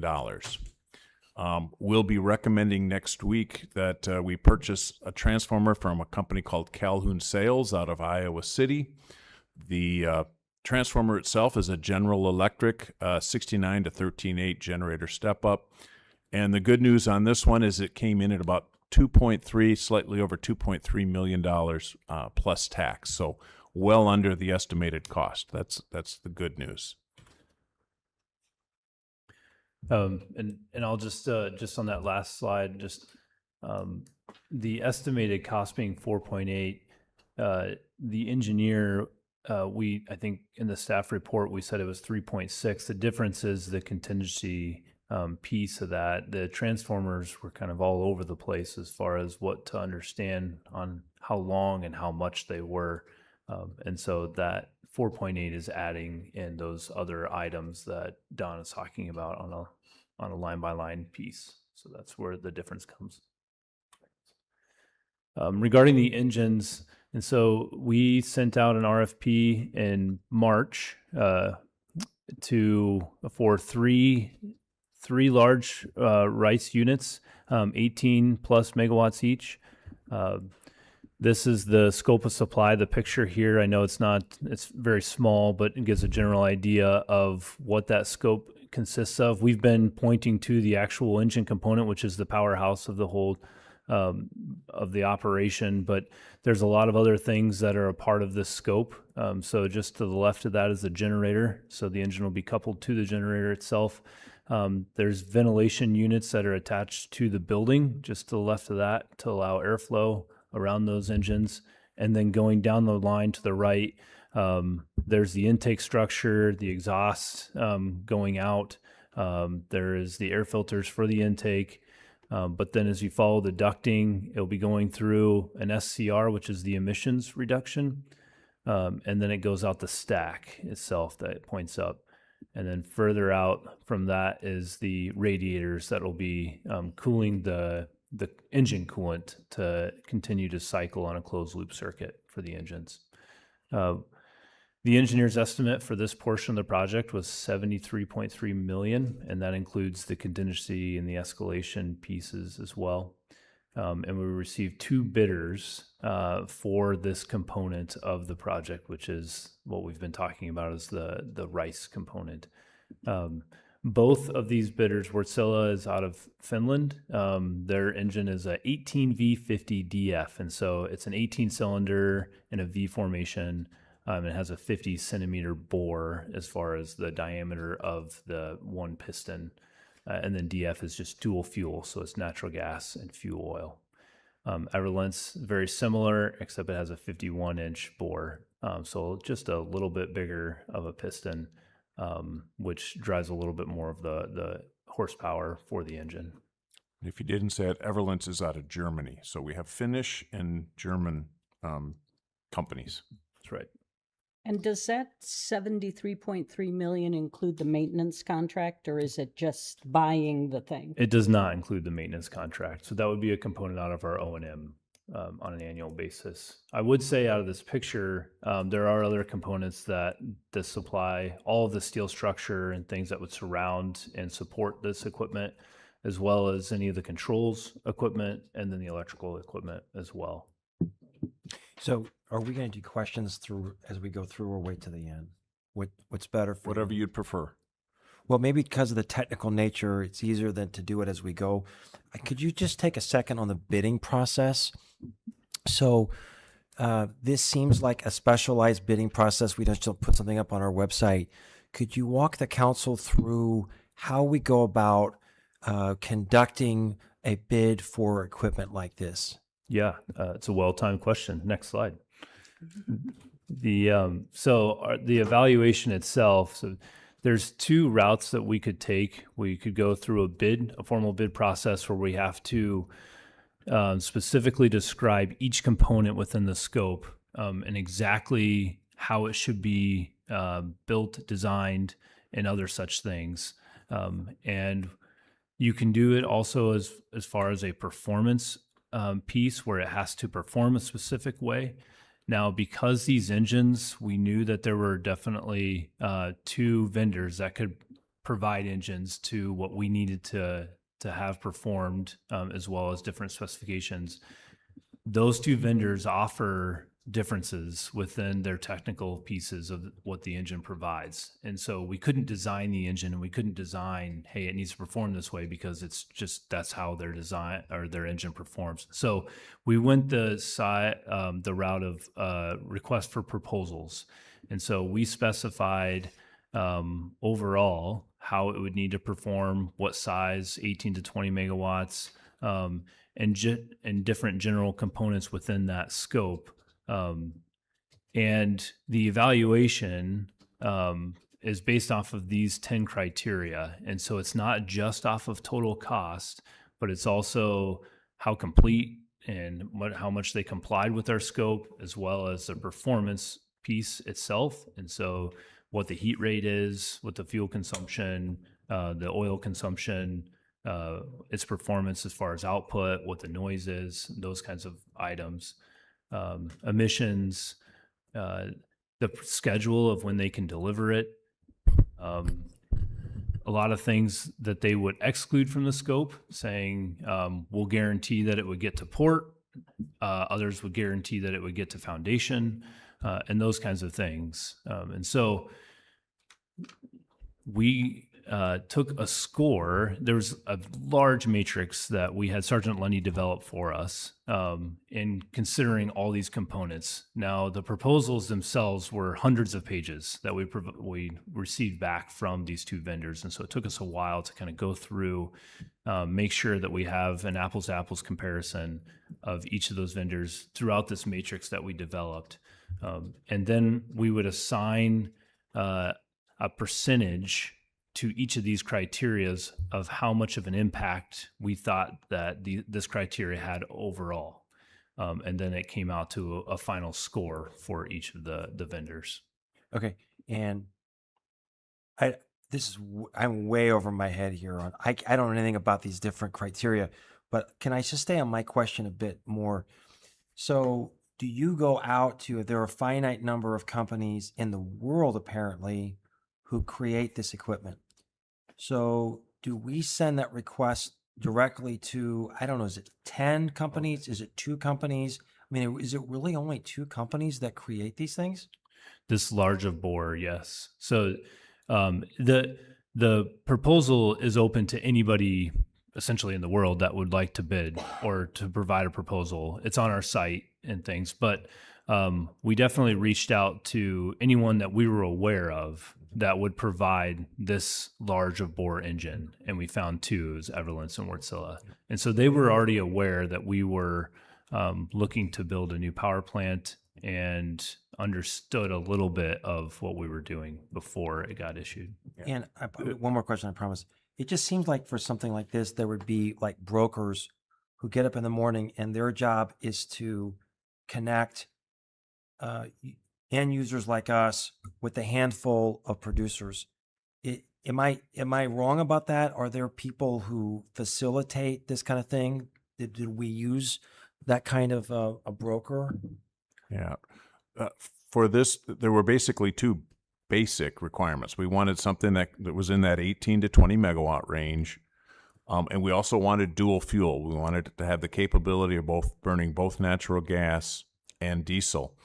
And there are some vendors out there that maybe make a diesel engine, a 10 megawatt diesel engine that would not be ideal for our location and would not be ideal because it's not dual fuel.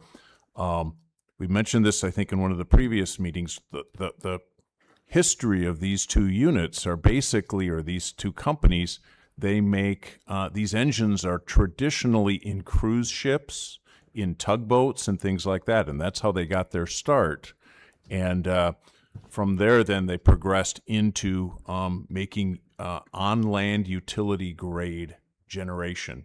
And these are the 2 companies that are predominant, I would say, in the world. Yeah. Mm-hmm. So you might remember when we ultimately selected Sargent and Lundy to be the engineering firm for this project. One of the reasons why Sargent and Lundy was particularly attractive is that they had experience working with both of these 2 manufacturers in developing power plants. And so some of the other engineering firms only had experience with one. And so it has been long known by the project team. These are really the 2 companies that provide the kind of equipment, Everlance and Wärtsilä.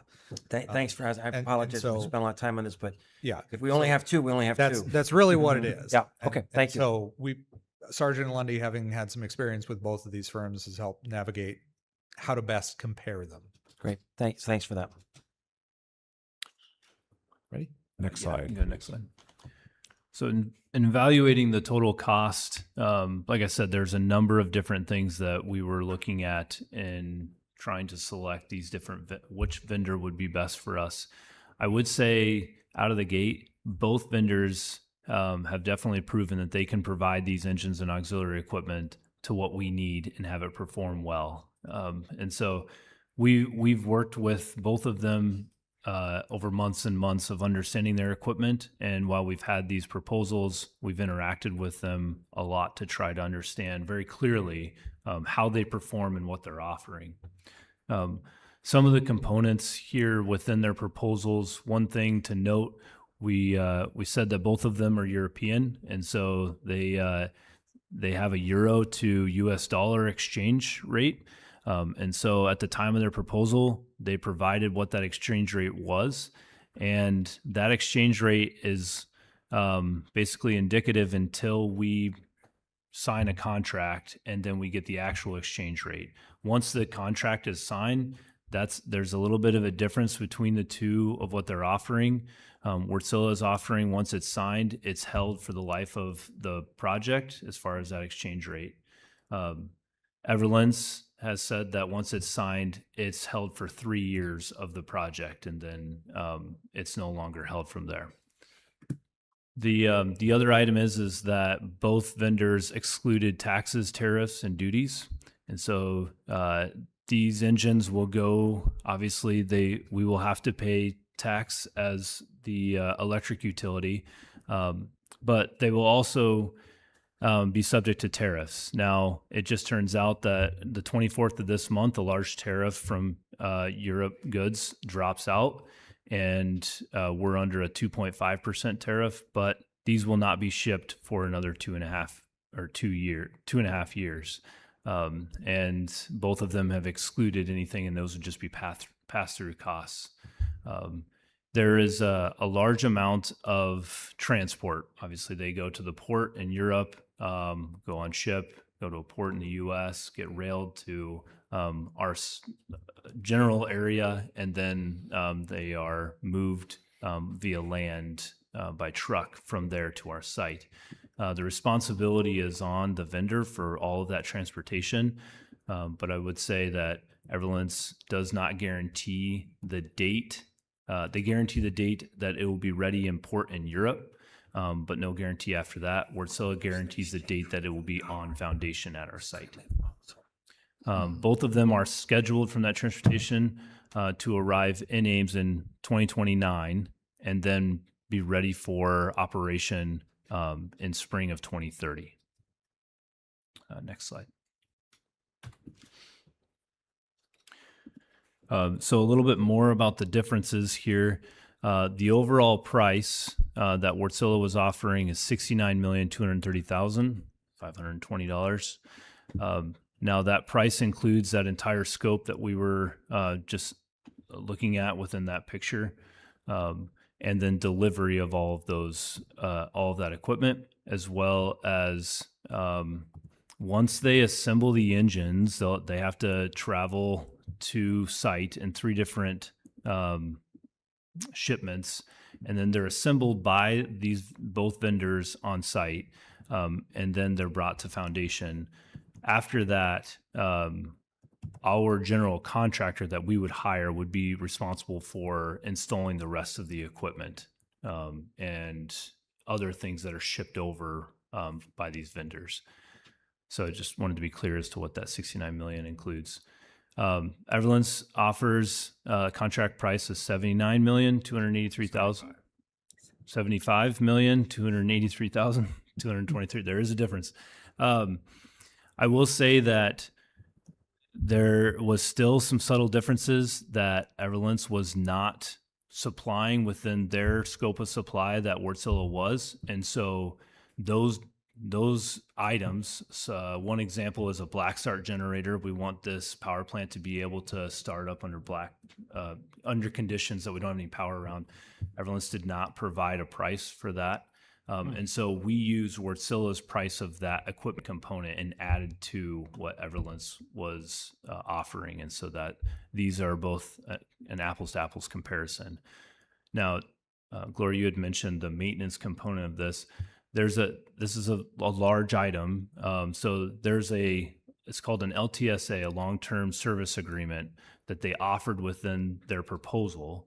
And it's a 5-year maintenance where they provide parts and any service that's scheduled for 5 years, and it's assumed that we would run 25 to 30% of the year each year.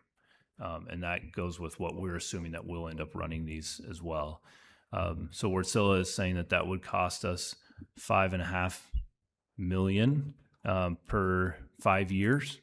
And then Everlens, same sort of service agreement for $13.2 million. So quite a bit of a difference.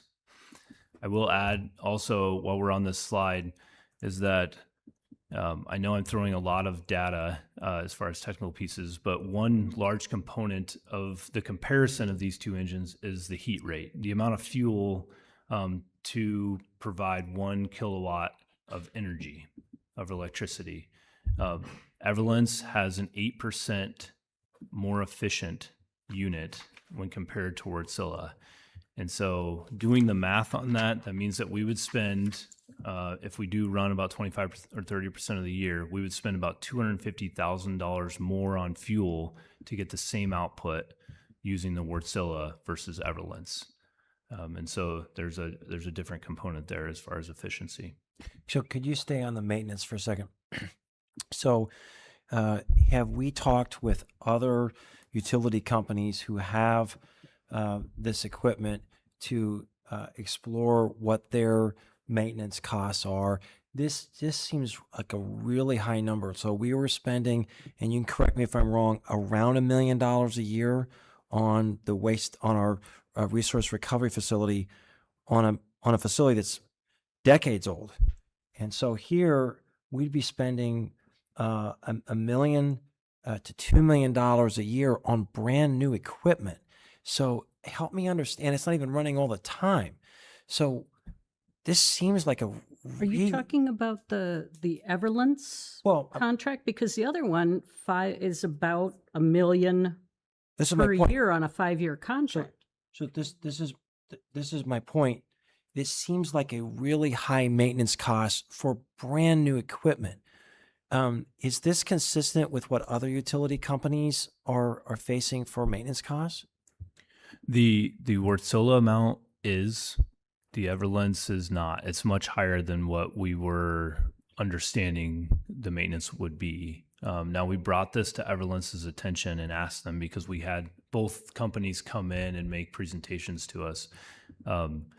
And their response at first was, this is what it is. And then later on was... That's helpful. Yeah. This is what it is. Okay, fine. And then later on was, we would work with you on that number. I don't know what that means, if that's $1,000 off or $5 million off. That doesn't help, but we were really trying to press on this. But I think that they did respond with an understanding that it does seem high. Now, to give a kind of some relativity here, I think our annual budget at the power plant now is around $14 million annually. That's with all labor for maintenance and operation. So I would say if you took a third of that away for operation, then that would be mainly around our maintenance for our current power plant. And so the numbers that we're seeing with Wärtsilä is relatively low compared to what we are paying currently. So part of this is, these engines have a lot more moving parts than the power boilers that we operate currently, and so there's a lot of components. But it's really hard to compare apples with apples. We have 50-year-old equipment over there, and if that's the data for maintenance costs in the first 5 years, what's it gonna be like in 15, 20 years? I assume it's going to be higher. Short of inflation, we're hoping it's about the same because we'll be doing so well to keep up with it. Other than the crankshaft and the engine block, all components are continuing to be replaced or maintained. So there is an element of these engines that you're able to get at all components in a much easier way as far as replacement and performing maintenance than what we have now. So I don't want to put too much weight on the sticker shock I have. I just want to know that our projected maintenance costs are consistent with other facilities. It's not raising any red flags with you. Maybe this is just sticker shock with me. The Wärtsilä is not. Everlance is. When we look at the Everlance number, we were believing that was high too.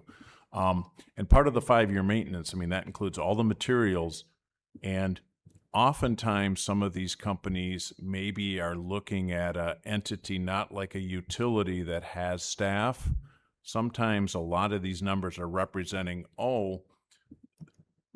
they can't do much of their own maintenance. We're going to do everything for them. We need to sit down. I don't know if you spent a lot of time going through the 5-year maintenance contract. But that's one of the things that before we'd sign the maintenance contract, we'd make sure that they're providing the services and the materials that we need.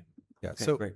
Thanks for your help with on that. that point, ultimately, with the approval of the purchase of the engines, we're not going to be asking the council to approve the maintenance agreement, the long-term service agreement at the same time. That would be something that we will handle separately as we get closer to delivery and operation. But you sort of are. I mean, if we go to prom with It- Zilla, It's a data point that we had through the evaluation process, and we wanted to share it with the council. But you're not going to be asked to make that decision.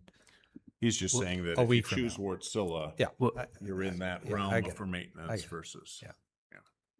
One component that we are using this data for is to understand the expected overall maintenance. It's a good cue for us to understand what's expected.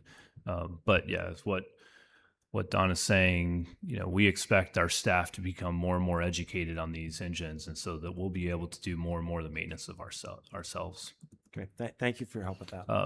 Before we go to the next slide as well, I do want to continue. I want to bring up that heat rate as well. That these engines, they do have a good amount of maintenance, like what Brian was saying, as far as the moving parts and things. The heat rate that we have now on our power plant is high 11,000s. So it's about 11,600 BTUs per kilowatt. These will provide around, depending on Wartsilla or Everland's, anywhere between 7,100 and 7,700. And so there's quite a bit of an efficiency gain as far as fuel usage overall.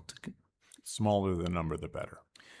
One other piece to the differences between the two, and this was spoke to a little bit before, but Wartsilla has installed, I think, almost around 40 of these type of large bore engines throughout North America, and they're currently in operation. Not all of them are dual fuel. I think about there's less than 10 of them that are dual fuel. Those are coming on a lot more, but most of them are just natural gas. But I would say they have a large involvement within North America as far as already have installed a number of different plants. Everland's currently only has one operational plant in North America, in Florida, that we went down and saw, and that came in operation last fall. And so Wartsilla definitely has a lot more experience in North America than Everland's does currently. From a Wartsilla standpoint, and staff has been to some of these several times, there's 3 units that look very similar to, or the plant looks similar to what we're looking at in Creston, Iowa. There's 9 in Omaha. Nebraska Public Power has put these in. Rochester, Minnesota has put these in. To the case of the Everlance, Cedar Falls is actually looking at, or is going with the Everlance units for their municipal electric utility, but they have not started building that yet, so we couldn't go over and look at anything. Definitely, especially from a Wartsilla standpoint, there are a lot in the Midwest, and the report talks about a dozen different, I think even Alliant Energy has put in Wartsillas, so they're familiar with the northern climate too. Next slide. Okay. One other component that we wanted to compare is the emissions. So both Wartsilla and Everland's offer packages that are very similar. So just to help you understand what this number is, and so we looked at nitric oxides, which is a regulated emission on our current units, as well as what will be on these units. Nitric oxides, and then methane, and then CO2. So those 3 major pieces for CO2 gas contributors. And so what we did is there are equivalents that EPA provides that you can say so many pounds of nitric oxide equals this many pounds of CO2. And the same thing with methane, as well as obviously CO2.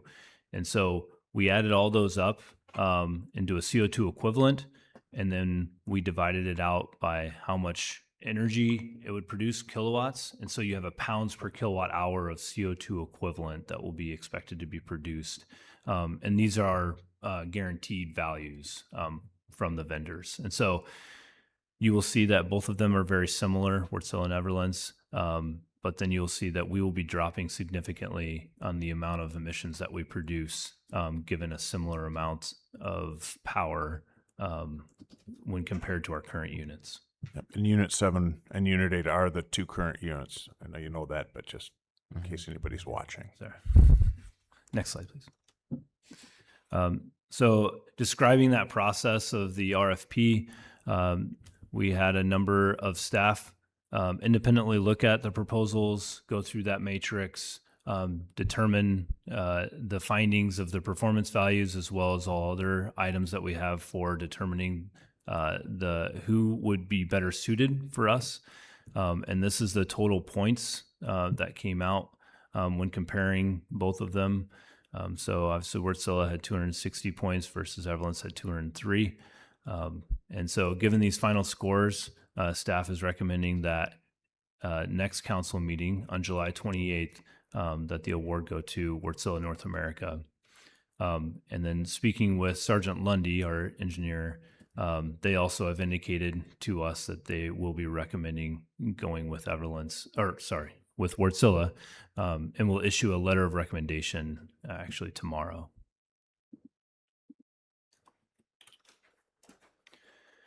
One large piece to bring to your attention is this is actually very similar within the Everlens proposal as well, but Wärtsilä, this is their required payment schedule. And so I'll remind you that this is a $75 million when considering all dollars. And 25% of that is due upon signing the contract. And that validity date is up on July 31st. And so it's actually within 7 days, we have to provide a 25% down. And then within 8 months, we'll be adding another 25% of that overall contract value to pay out. Now, there was conversation about this as far as having that large dollar amount paid down up front, and we don't have anything delivered to site, and the security that we would receive as a city. We worked to negotiate this. This was they were unwilling to move. Wärtsilä was, and this is a pretty standard payment schedule that they have with all of their customers. They do have to purchase major auxiliary equipment and start building, but the lead time is very long. And so in considering those pieces, we did explore the option of a surety bond. We talked with Wärtsilä and found out that they did provide that to some other customers. That surety bond would be $1.5 million and some change. And when we were looking and trying to determine what the value of something like that would be for us, staff looked at the track record of Wärtsilä, and I just mentioned that they had around 40 different engines installed throughout North America. And then we also looked at their publicly available corporate financial records that our finance director looked at. Everything is looking pretty solid, good. That is the report that we received from that Wärtsilä is offering. And what we see is that this is in the event Wärtsilä is responsible for these engines all the way until they get to site and they're actually put on the foundation. And so the risk is if they go bankrupt. And so we're trying to understand what that risk would be, and that's why we're looking at their financial background and understanding how have they performed for all these other customers in a similar way. And so staff believes that it's not worth the $1.5 million for surety bond, but we'll leave that up to council for that decision. Yeah, and if council does desire or requires the surety bond, that $1.5 million would then be added to the cost of the project. So in other words, we pay Wartsila to protect their own bankruptcy, protect us from their bankruptcy. That makes any sense. So short of a surety bond, is there something we can do within the contract that would help protect us? So as Curtis had said, the contract itself, in essence, protects us in that they take on the responsibility of the units. Let's say a ship sinks or something happens, it falls off a train track somewhere coming here. They have full responsibility of that, and the surety bond wouldn't protect you for that. Okay. The idea is we're handing over $35 million to this company, and we don't have anything. Normal purchasing policy would be, we'll pay you when we get something in return, so that we've gotten something. Wartsila does not operate that way. So we're going to be giving them $35 million and have nothing, not even the pen, whatever, until it comes here. So it's again, Curtis said it protects us from the bankruptcy of the company. So if the company literally went bankrupt and said, I'm not going to give you your engines, our recourse then would only be to sue them like any other company. The surety bond would protect us. If not, we're just in line with every other debtor trying to get something out. But the contract itself protects us for all known things that could happen to the unit itself until it literally gets here, and they're responsible to put it not only on site, but into the correct location and things like that. Okay. Does Everlance operate the same way? Do we know? Yeah, that's a good question. So upon their offer, I will say that both companies lowered their price, their offer, all the way until July 20th while we were working through negotiations. And one element that Everlance was offering is that we would only need to put $1 million down per engine, so $3 million down until January of 2027. Then we would need to put the 25% down. So the bond piece is new for us. So we are used to performance bonds for contractors. So this is unlike anything we've dealt with. So who would provide a bond like this? Wartsila has identified a firm that would provide the bond. And is our engineering contractor familiar with the protocol for these bonds, the appropriacy? Have they been any guidance on this? They were the ones that pointed us to the ability that Wartsila has in providing this bond. And it turns out that Wartsila has traditionally only provided this option for companies that require it by law. And I think, and Sergeant Lundy has worked with a company that was the case and worked through that situation. And it was, they paid for a surety bond as far as a pass-through cost to the customer. And there was, we haven't asked anything further from that. So correct me if I'm wrong. So a surety bond in this situation, they're monetizing the risk. So they're saying, I mean, it's not a general bond.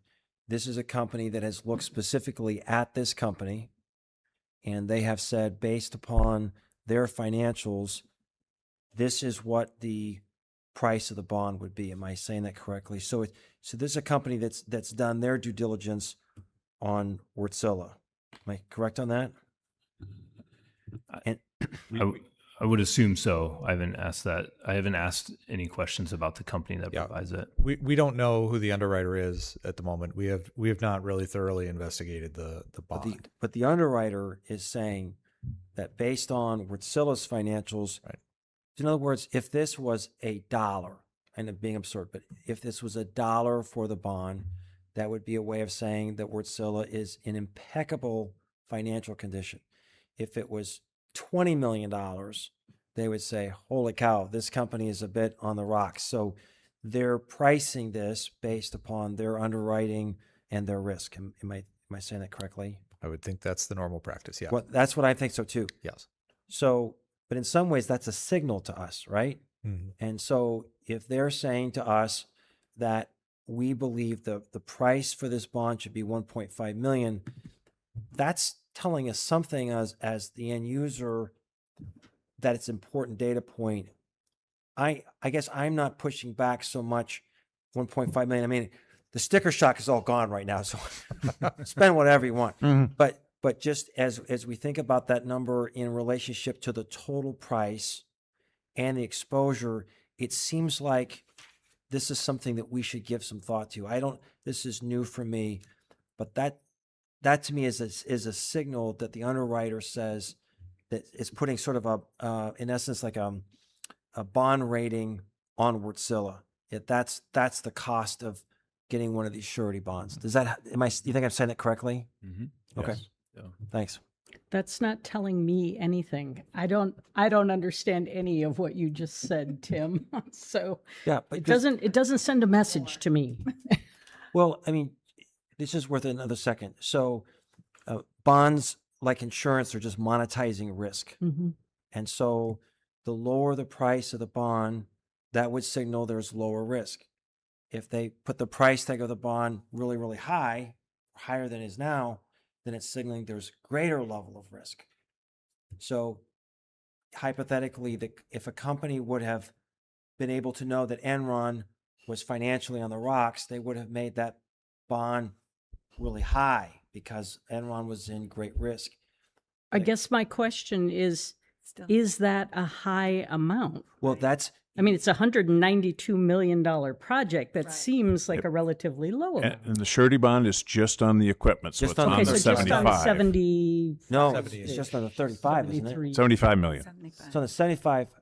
So that's helpful. So I thought it was just on the 35. It's a better deal. Well, if because it's It's on 100% 70. of the equipment Yes. costs. 100% of the equipment cost. That 'Cause were- so we do pay out half of it in the first 8 months, but there's still continuous payments, so they're going to. Oh, Surety. so Gloria, thanks for that. That makes the deal better for me if it's 1.5 million on a $70 million price tag, right? So the deal got a little better for me. Twice as good. Yeah, yeah. More confidence.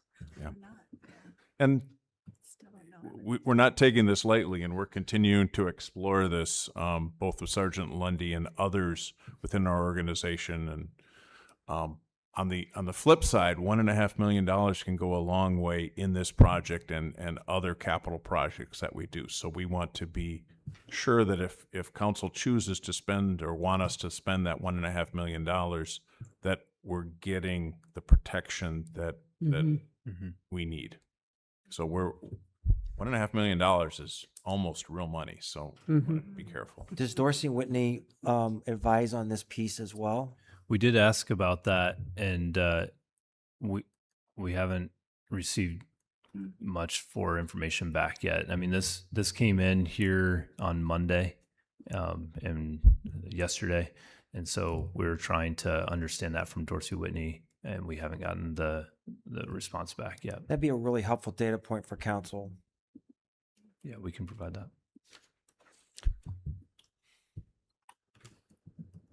So as far as the overall project estimate, considering the cost of the GSU, the transformer, as well as the reciprocating engine from Wärtsilä and what they're providing, since staff is recommending going that route, considering the contract costs as well as the taxes and the tariffs I spoke about, the total dollar amount is $75.8 million for all of the RICE equipment. And so that is almost $2.5 million over what was estimated for the project. However, the GSU, when you consider what I said, the contingency and other items that were embedded within each of the estimates, it was $4.8 million that was estimated, and a contract price of 2.47 million. So we'll have a savings of 2.3 million, which they kind of help one another balance out. There are two smaller items that we have issued contracts for. The geotechnical investigation that is about to be underway here within the next week. That was a little bit higher, 7,000 over. And then the topographical survey that we've kicked off as well is a little bit under. So adding those four items up, it's just a hair over 40% of the budget estimate. And we're about 162,000 over what we estimated for the total, which is 0.08% exceedance of the budget estimate. Hopefully this will continue to provide this table. Hopefully it gives you good understanding as to what all where the contracts will be, and what they look like compared to estimate versus actual. I'll point out the largest one we have yet to be able to secure, and that's a general work contractor. And we most likely won't see that number until beginning part of 2027. So Sergeant Lundy will, once we've determined what units we're going with, and we finalize the general layout, they then will begin to start doing the detailed engineering and the design that then would, in conjunction with the construction manager, and then start putting things together so we can get that number. We're not there today on the design to where we can literally go out for costing of that component. Yeah, this will be all the RICE equipment will be a very big step towards that, because we need a lot of information from that vendor and understanding what they offer to be able to put the drawings and the details together for that scope.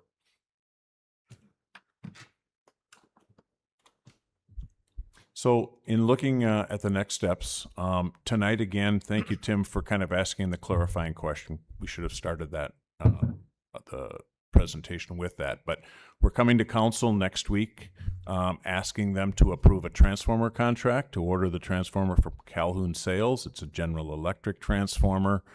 And then we'll also be coming with a council action form asking for approval of a contract with Wartsila for 3 RICE units into the tune of $75 million and change.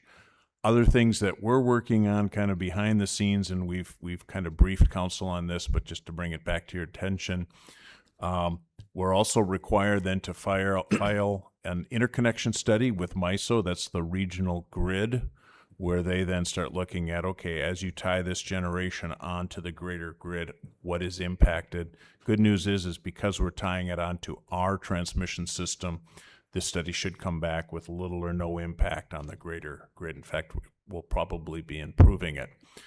We need to finalize that general arrangement. That's the layout of what the building is going to look like, so that Sergeant Lundy together with staff can then start saying, okay, this is what the wall will be looking like. Here's how we'll lay out the equipment.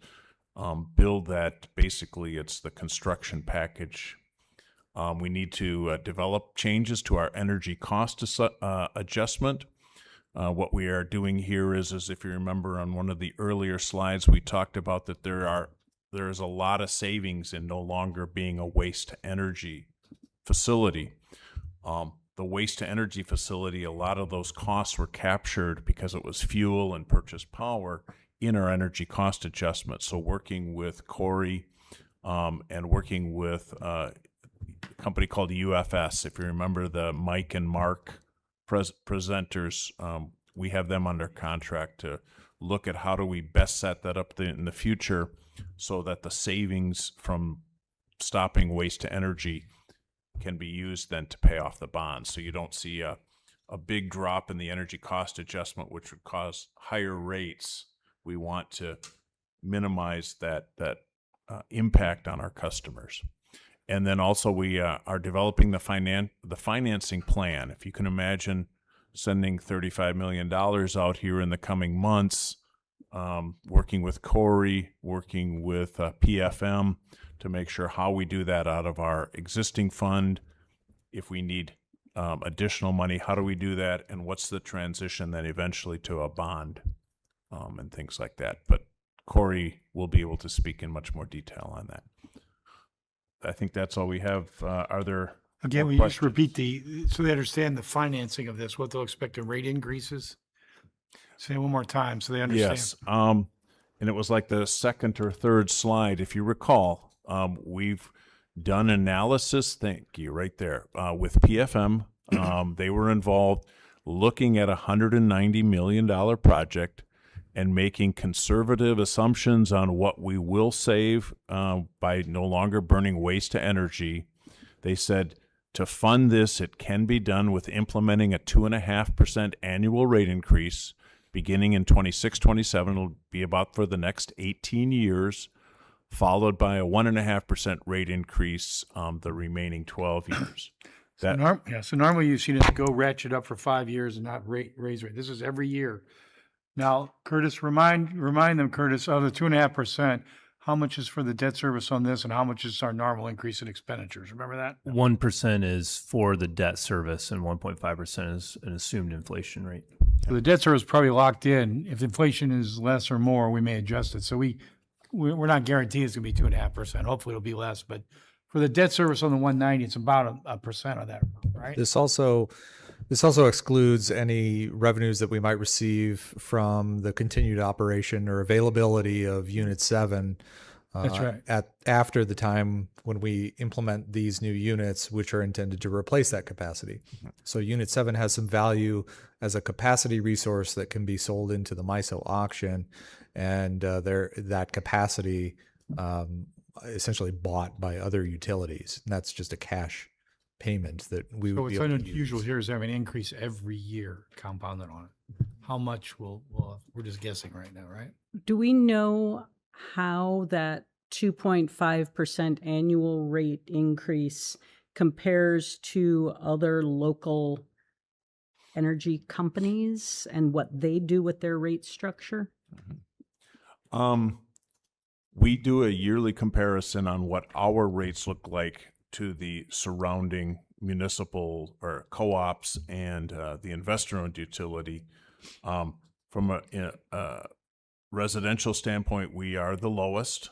If you look at the other ones here that serve in Ames, others are going through other rate increases similar to ours. We can put up a chart that kind of shows what ours is going to look like. It's hard to forecast what others are doing too, but I know several are making large investments into generation and infrastructure also. So I know of no utility that's saying no rate increases in the surrounding area. So I have a question similar to Gloria's. So when you gave us that statistic about the 1.5%, I just want to make sure we're teasing out the premise. Are there any other large capital projects that would be overlaid on this, or is, as far as we can foresee, this is the project? Two questions there. So each year we lay out our capital improvement plan that we present to council. So we have several different capital improvement plan programs that are still in there. We're continuing to rebuild our 69 kV infrastructure. That's all included. When PFM ran their model, they took our existing CIP for the next 5 years, included that in this analysis.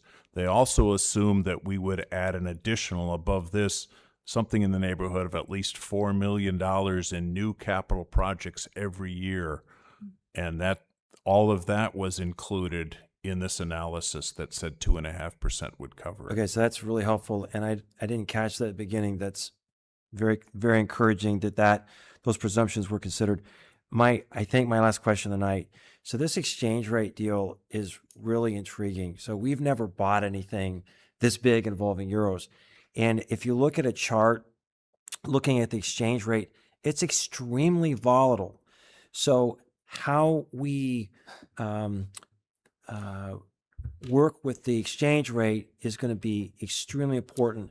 And I guess I would suggest that we lean heavily on Dorsey Whitney as our council to make sure that we've got, I don't know what a standard agreement is. I've never bought anything like this. So some kind of standard approach to dealing with the exchange rate. Yeah, it's so.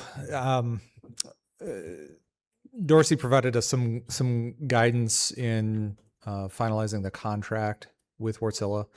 The exchange rate, the way that it'll work, is about 75% of the total cost that's in Wärtsilä's price proposal is calculated in euros and then was converted to dollars on the date of their proposal. That amount, the amount in euros, is then compared to US dollars on the date that we make our down payment of 25%, which, as you indicated correctly, could go up or down. We actually looked at the initial offer letter that Wärtsilä provided, and it was dated in late May, and compared that with the exchange rate change on the day that they had their interview with city staff, and found that if we had locked in the contract on that day, on the day of the interview, the total cost of the contract would be about $900,000 less because the dollar had strengthened against the euro in that period of time. However, in the course of negotiations, as Wärtsilä has revised its price proposals, they've also revised the date upon which their proposal was calculated. So we may not have such a savings. It has looked pretty stable, the dollar versus the euro, over the last 6 weeks or so. So essentially, once we sign the contract, we have, I think, 5 days to pick a date, or 7 days rather, to pick a date and make the payment. It's kind of like locking in your interest rate on your mortgage. Right. And so we will pick a date, and that will be what it is. And It just seems like there should be a way, and I want to be fair to them as well. Yeah. That there would be some kind of range. So we say, this is what it is, but if there's any variation of a certain percentage, then it's sort of protection for both sides. I don't know how to do that. And what they did say is so once we sign the contract and make that first payment, that locks the exchange rate, and it's currently $1 to 1.14 euro. But when we lock it in, they said that they go out and there's a financial thing in Finland where they go and hedge all that. So then that number is set. Whether it goes up or down, we're done, and they go and hedge that risk. So so that's helpful. They're going to absorb that risk. After that date. Okay, so got it. Any That helps. exchange rate fluctuations after the date we sign the contract and make the payment, they will carry that risk because they're insured against it. Right. Got it. Right. That's So helpful. that helps them. That helps us in the event that the dollar weakens. Right. Okay. One thing I want to mention is, Don and in particular Curtis have done tremendous work on researching the companies, evaluating different technologies and the different approaches, working with Sargent and Lundy, visiting different sites. Curtis has worked through a lot of contractual details and has worked through his relationships with the two suppliers and deserves a lot of kudos for that. Sargent and Lundy has indicated that Wärtsilä and Everlens don't usually make modifications to their pricing proposals and negotiate, and they are in this instance to result in the contract that we're going to be putting in front of you. And so they have done terrific work, and they also have a great team: Chris Evans, Sam Fike from the power plant, Justin Music, the plant manager. They're all involved in evaluating this project and helping get it across the finish line. So I just want to commend them for their work in the project. Thank you. And they're going to have their work cut out for them for the next 5 years. That's all we have. Are there any other questions? Not, we will see you on the 28th. Did you want to see if Amber has any questions? Yeah, Amber, did you have any questions? No, this has been very informative. Thank you. Okay.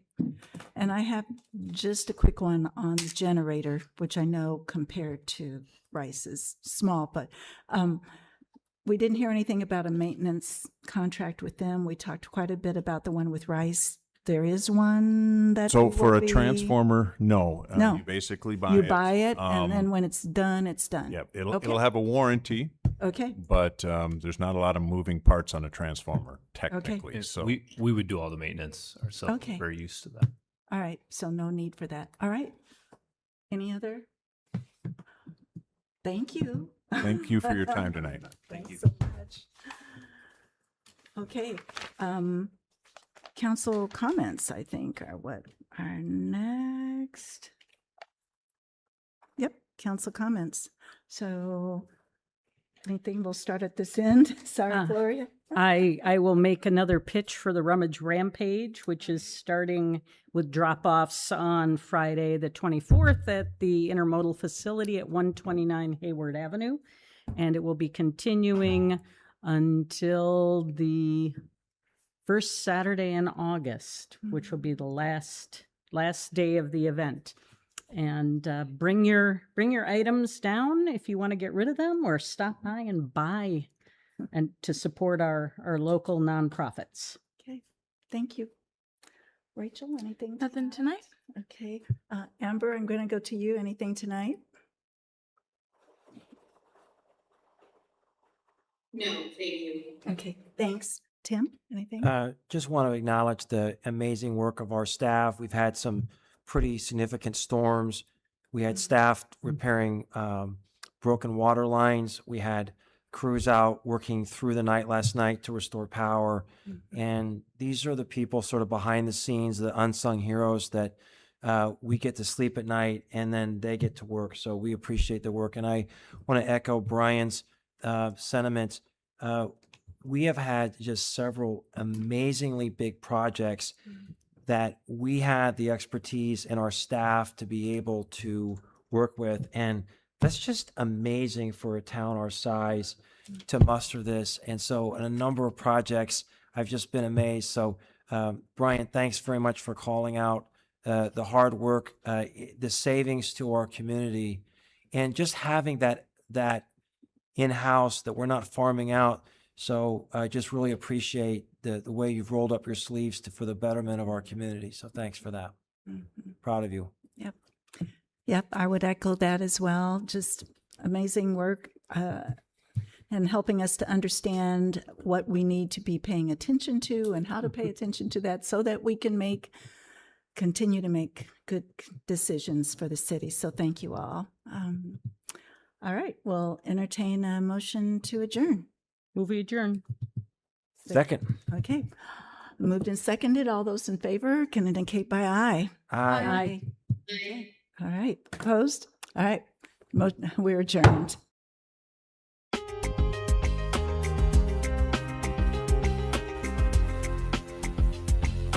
Ames City Council meeting graphics.